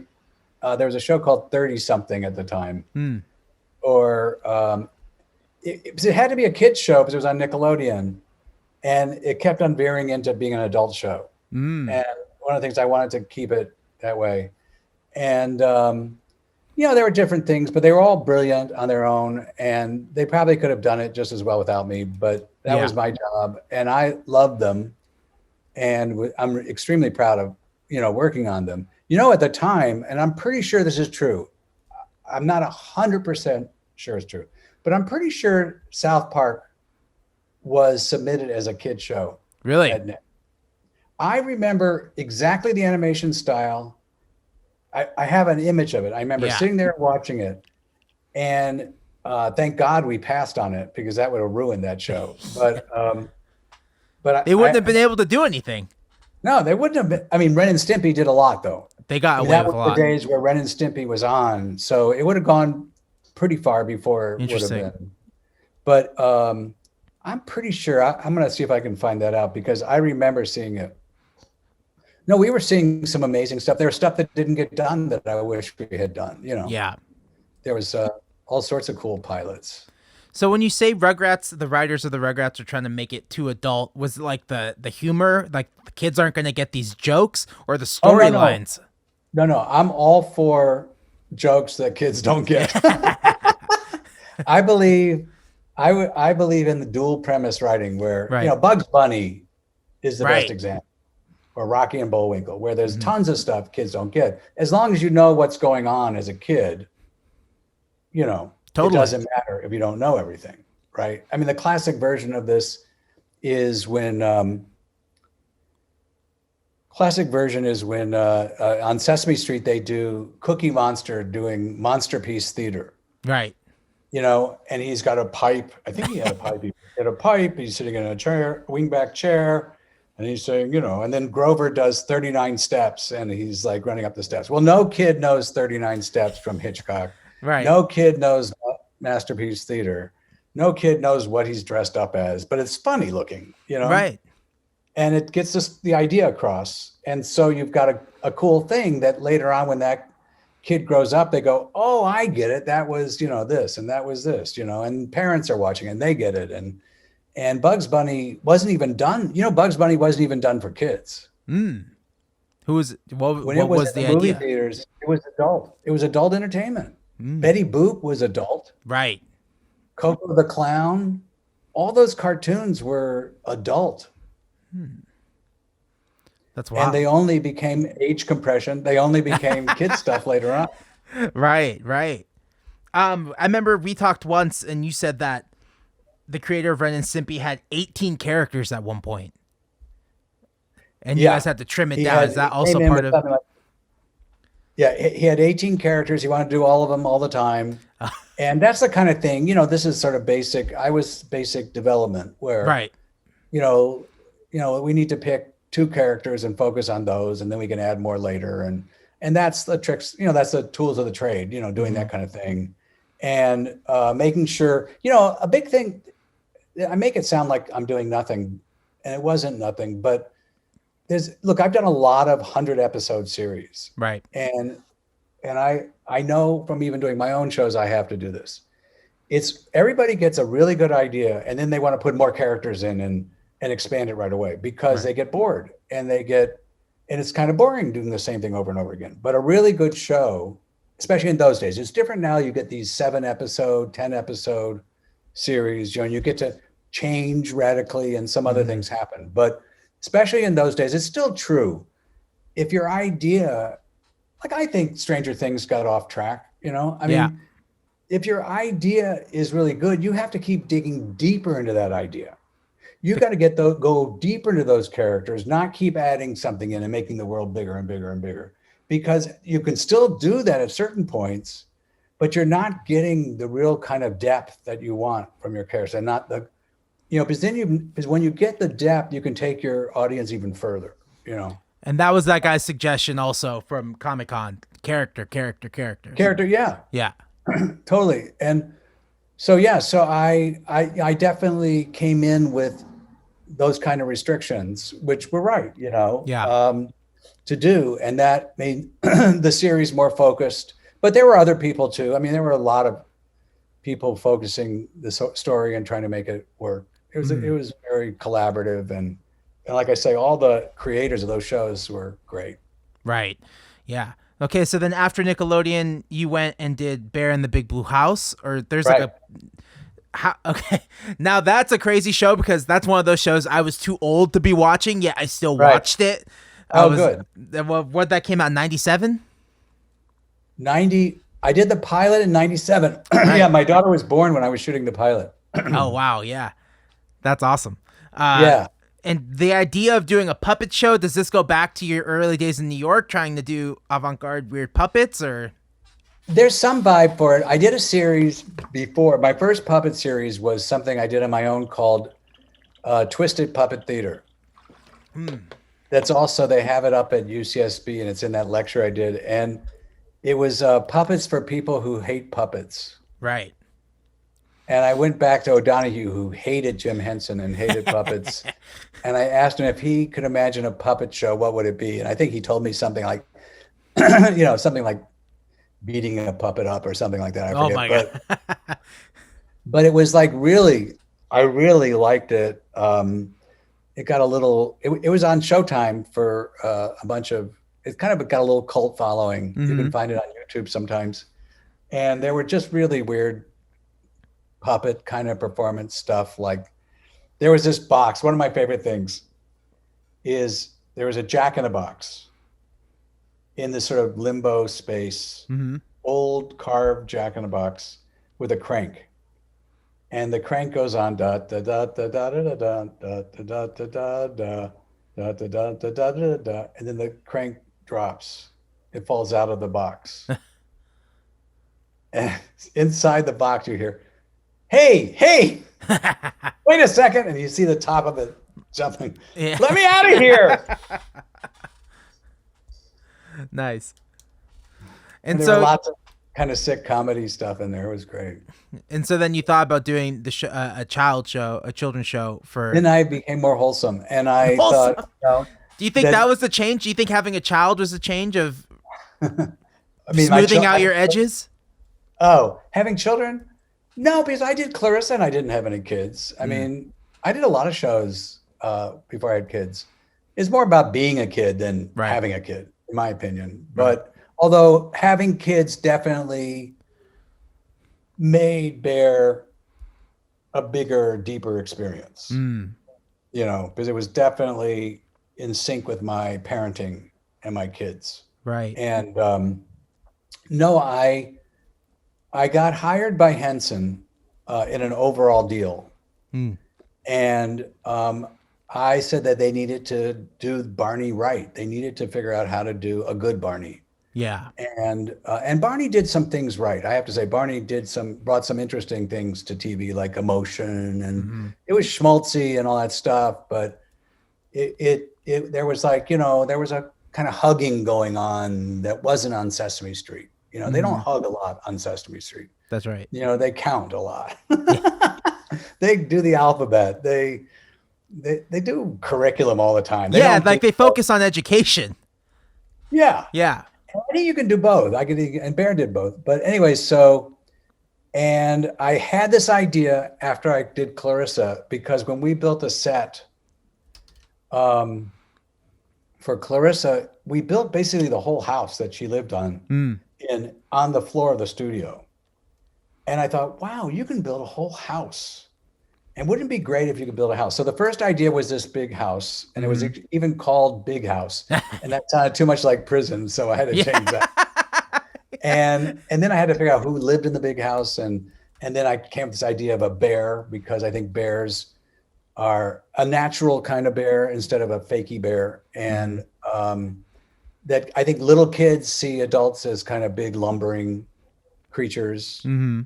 And the first episode, the pilot was like Tutter, the small and big. And I felt like it was a matter of civil rights for kids to be helped by adults. Right. And I really still believe that. Like if a little kid needs help doing something, adults are supposed to be there to do that. That's what we should do. And so Bear and Tutter really were the beginning of the whole thing.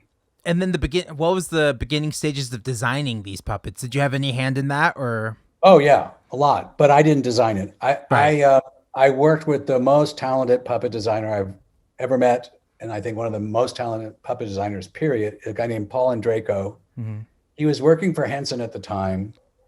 And, basically we spent a lot of time talking about here's the thing that people forget about Bear, and I wish it was on now and people could see. Right. Barney wasn't very expressive. His eyelids would flap. I think that was it, right?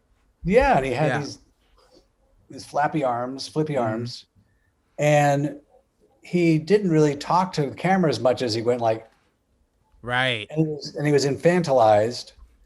And I wanted to build a creature that could talk to you and look into the camera, that didn't have ping pong balls for eyes, and whose face could be as expressive, at least as Kermit, It could really be, and he could be a bear, and he also would be physical enough that he could dance, right? All this stuff. So it's basically the idea of Bear was pretty much a character that sniffs you and dances the cha-cha-cha. And Paul and I worked on it. I found things I liked of what I wanted him to look like, but Paul designed him. I didn't design him, but it was all a collaboration in terms of what I put in and what he did. And he came up with a brilliant solution. His solution was basically a hand puppet on top of a walk-around body. That's a core solution, meaning that here's this very expressive hand, as opposed to Barney. Yes. That can really, one of the things about Kermit is he can scrunch. If the puppet can't scrunch, it can't be very expressive, And if it's too stiff, if it's a face and stiff, it can't do these things. Right. So he basically created a big head, but a bigger body. And since we were always, this is one of the most fascinating things to me, since we were always talking to camera, his head is foreshortened, right? His body is foreshortened. So his head is bigger. His head looks bigger than it really is to the rest of his body. And then he went way further. I mean, he then made sure that that when you walk, the design of the same thing happened with my puppet Snook in Yeah. It's a Big World.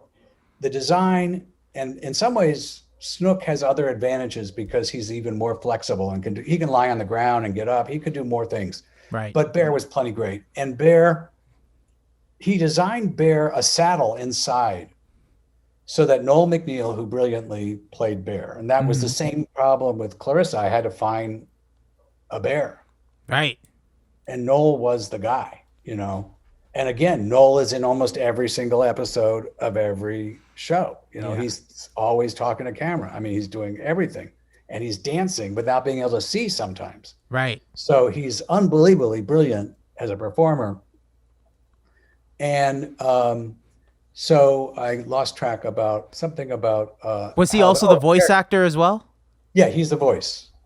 And so Paul built like this saddle inside so that when he walks, he has to walk like a bear, you know? And there's so many things in it. There's so many brilliant solutions in that character. And he was truly captivating. And the kind of eyes, there were these bead eyes. The funny thing about the eyes is that once my son was watching Bear and he said, "Oh my God, his eyes went out."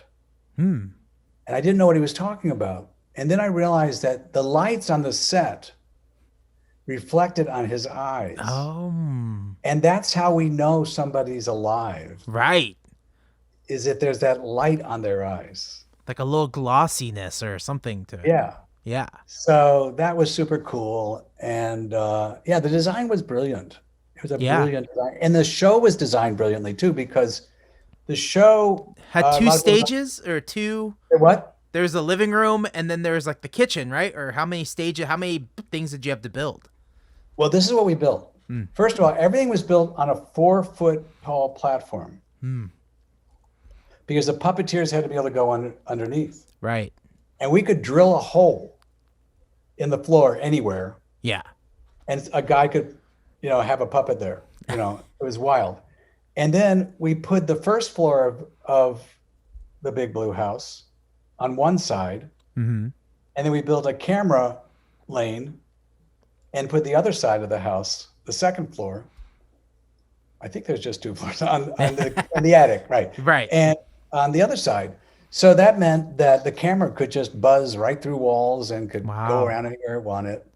Yeah, so it's like a seamless transition from here. Yeah. And it was a perfect, I don't mind saying, I think it's a perfectly designed puppet series. And I think that there's one episode that for some reason bothers me, and there isn't a single other episode that I don't adore. Yeah. Wait, why is the one episode bother you? I don't know. Maybe I just thought the idea didn't ever really work. Oh, from a story standpoint. Yeah, I just never. I don't know. It wasn't anybody's fault. Yeah, probably was my fault, but it was just never really. That's one of those things where you have like a song on your album, like maybe I shouldn't have put this one on, and everyone's like, "We love that song." It's like, okay, right, it's just me. I think it's just me. Right. Yeah, you have your journal. Yeah, because you know that show better than anyone else, and musicians, we know our albums better than anyone. Which means that it's a big deal.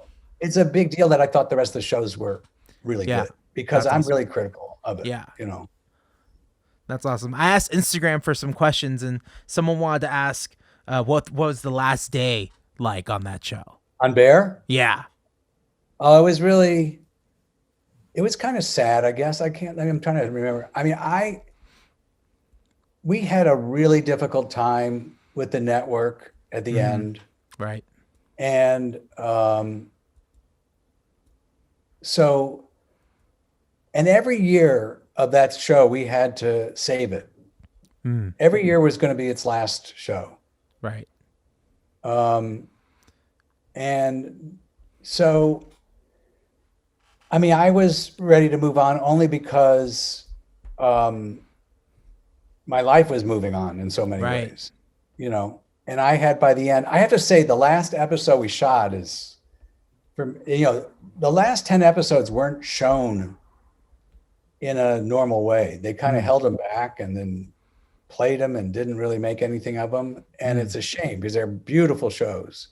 And the very last show was so much about my life. I didn't write it, but it Okay. completely was about my life at that moment. I was getting divorced.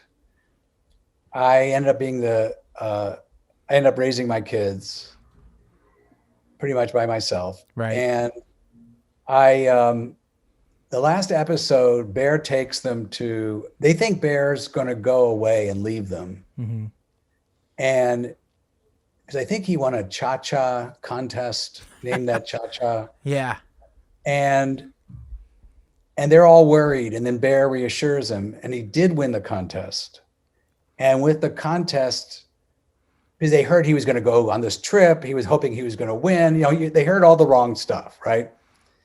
And then he wins it, and they're all worried, and he told them not to worry. And then it turns out he was winning the contest so he could take them all to Woodland Valley theme park or something. Yeah. Which was kind of a, frontier land, Right. Disney-esque thing. And the last scene, he tucks everybody in this. We converted the attic into a hotel room, kind of. He tucks everybody in. This is so much a single dad's life. Yeah, totally. He's exhausted. He tucks everyone. They go to sleep. Finally, he goes out on the balcony, Mm-hmm. and Luna was there, Yeah. even though he was at this theme park, and they talk, and it was very moving. I thought it was Wow. That's amazing. Bear in the Big Blue House is on Disney Plus right now. great. Not yet. Oh, Everybody has to write and call and demand that it be on Really? Disney Plus. okay. It's Yeah, crazy. we can get that going. We can get that Yeah, started. Book of Pooh is on Disney Plus, That's right. I But- saw that. but not Bear. And Bear just so needs. It looked several times that we were going to do some again, or do a new way, or do a different one, but it hasn't happened. Bear really should be. I mean, people just adore Bear. Oh yeah, my older sister would be very excited. She's gonna be very excited for this episode. I can tell you that. Oh, that's cool. We're both way too old to be watching that show. I'm not kidding. But Like, that's been true of all my shows, because they're really, they're authentically in a niche, and then everybody responds to it. Clarissa felt like I was too young to be watching this show, but I'm watching To it. what? I was like maybe too young to be, because it felt Yeah, like pretty teenagey show, and I was still like Yeah. 8 years old or something. I was like, Right. oh man. Oh, somebody else asked about a guitar. Someone made a guitar for Bear in the Big Guitar? Blue House. Yeah, I have it. Maybe I can show it to you. I Yeah. have. Yeah, let me get it.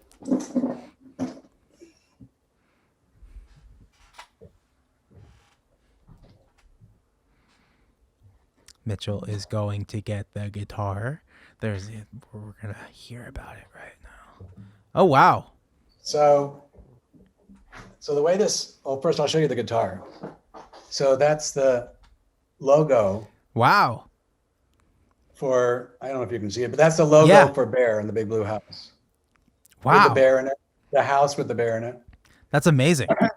And it's a beautiful guitar. It's an Ibanez custom, and the way it came about was that let me put it down so I don't mess it up. There was this guy. It's a really compelling story. There was a guy who loved the show so much in the first season, because that was both Clarissa and Bear right away Took connected. off. Yeah. And this guy wrote me a letter about how he watched Bear by satellite in those days. He saw the East Coast feed and the West Coast feed with his son, 2-year-old, and how it was so important to them. And he wanted to make me a guitar. Mm. And I said, well, that's really hard. You don't have to make me a guitar. I'll send you some stuff, He says, no, I can make you a guitar. I said, really? He said, yeah, I'm the head of Ibanez Custom Guitars. Wow. So he made this guitar, and it's gorgeous sounding. And it's because of that I ended up writing music. I ended up writing a lot of music on Bear, ended up working with, some really great musicians. and Andrew Wyatt ended up doing a lot of music with Right. us, and I was lucky enough to co-write some stuff with him. Me and Lady Gaga, Yeah. anyway. So when it looked like I might get to do Bear again, which was about, I think, 4 years ago, and it didn't happen, but it looked for a minute like I could. I wanted to get in touch with him because I wanted to tell him how the guitar was so great. And I also wanted to see how his kid was, And he told me, he says, well, I didn't realize at the time that he was autistic. And in fact, he didn't say a word until he was 7. Wow. And the first word he said was bear. No. That's amazing. And it is amazing. And he used bear and all the characters to describe everything in the world, like some situation. Oh, this situation is like Putter and Bear or Ojo. And he graduated high school, very high functioning, successful kid. And he ended up watching Bear in multiple languages and learned other languages and stuff. It was just so, and it was the beginning of me realizing how many, in fact, I'm doing a show now about neurodiversity because so many on all my shows, I've had a great response with kids who are trans on Clarissa. I've had a great response with every kind of neurodiversity. and people who were abused who felt protected by Bear. Right. I mean, Bear really resonates with people's inner emotions, and he's a protector. The big idea I had was that I felt like Barney and Big Bird and Elmo, they were all infants. They were infantilized. They were all, and that there were no, besides Mr. Rogers, right, there were no protectors of little kids. And why don't we have shows with protectors instead of just bigger kids? And my joke used to be, if you were in a fight and you're a kid, would you want Barney, Big Bird, Elmo, or Bear on your side? Yeah, that's true. You want Bear. That's so crazy. Yeah, that's amazing. Like, you don't realize when you're doing something, you're just thinking, oh, we're doing a show. I think people will like it, but you don't realize the effect it can have on anyone who just tunes in and watches it. Same thing with music. Well, it's your job, it's just like your music, your job is to do the deepest thing you can to what you're working with. I mean, some things are light, some things are heavy, some things seem light but are heavy or whatever. But your job is really always to do the deepest thing you can do. Right. Right. That's amazing. Okay, well, we've been talking for almost 2 hours. I'd like to say thanks, Mitchell, for being on. This has been awesome. I'm bummed you're not in Santa Barbara. I can't just run into you at the coffee shop anymore. I know. But... you can call me. You can call me. I'm watching you. I see you on Instagram all the time. Thanks. Never hesitate. And when the crazy captivity lifts and you can get to Europe, come see me. Absolutely, man. I think that's something I've been really wanting to do.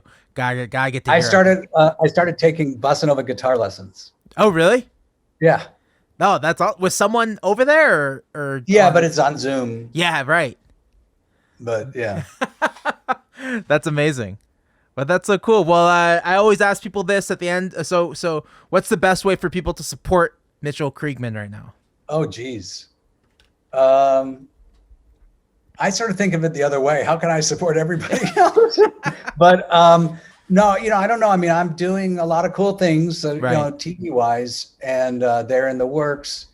But, on Instagram, I love people's input. You've seen my Instagram. It's not like a personal, I have a disease or my child, got hurt today. I have I took all the energy I used to put into the Lampoon and Army Man and all the things I used to write into my Instagram.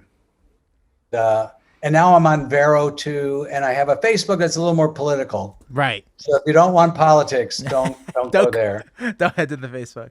Yeah, but I'm very, I like my Instagram. I don't know. I mean, What can they, I don't know. Yeah, what can totally. I do for you? That's not what they can do. They can do for you. That's what you can do for them. That's awesome. I just love connecting to people and their Right. work, and I'm working with a lot of different people, a lot of collaborations. Right. And so I have a SoundCloud too. There you go. Promote the Yeah. SoundCloud. There's a lot of musicians who listen to this podcast. Yeah, and I have my SoundCloud is, and I'm doing versions of it, on Instagram. But that was in the studio. I worked in a studio in Santa Barbara. Right. The SoundCloud, the songs are called, it's 6 songs. I called them the Lost Songs of Rip Van Winkle. Okay. And, or the Rip Van Winkle songs. Is that how you find it? You just Google Lost Songs Yeah, I of Rip guess if Van you Winkle? just Google Rip Van Winkle, songs of Rip Van, the songs of Rip Van Winkle. Okay. Or my name probably. M. Kriegman, I think, in SoundCloud. Right. And I've got, some interesting graphics with it from, the story of Rip Van Winkle, right, is he fell asleep for 20 years. Oh. Yeah, it's an old fairy tale, old American tale about this guy who falls asleep and doesn't wake up for 20 years and the world's all changed. And it's one of my favorite stories. And the songs were started like maybe not 20 years ago, but the songs were started a long time ago and I gave up. Right. And I did them again. So they're my Rip Van Winkle songs. Oh, that's awesome. That goes back to never giving up on some of your some of these ideas. You can't give up on them. No, never. Right. Well, that's amazing, man. Well, thanks so much for being on. I'll talk to you soon. Oh, listen, it's a pleasure. I got to talk about stuff I don't always get to talk about. I really liked it. That's awesome. I'm glad okay. I'm gonna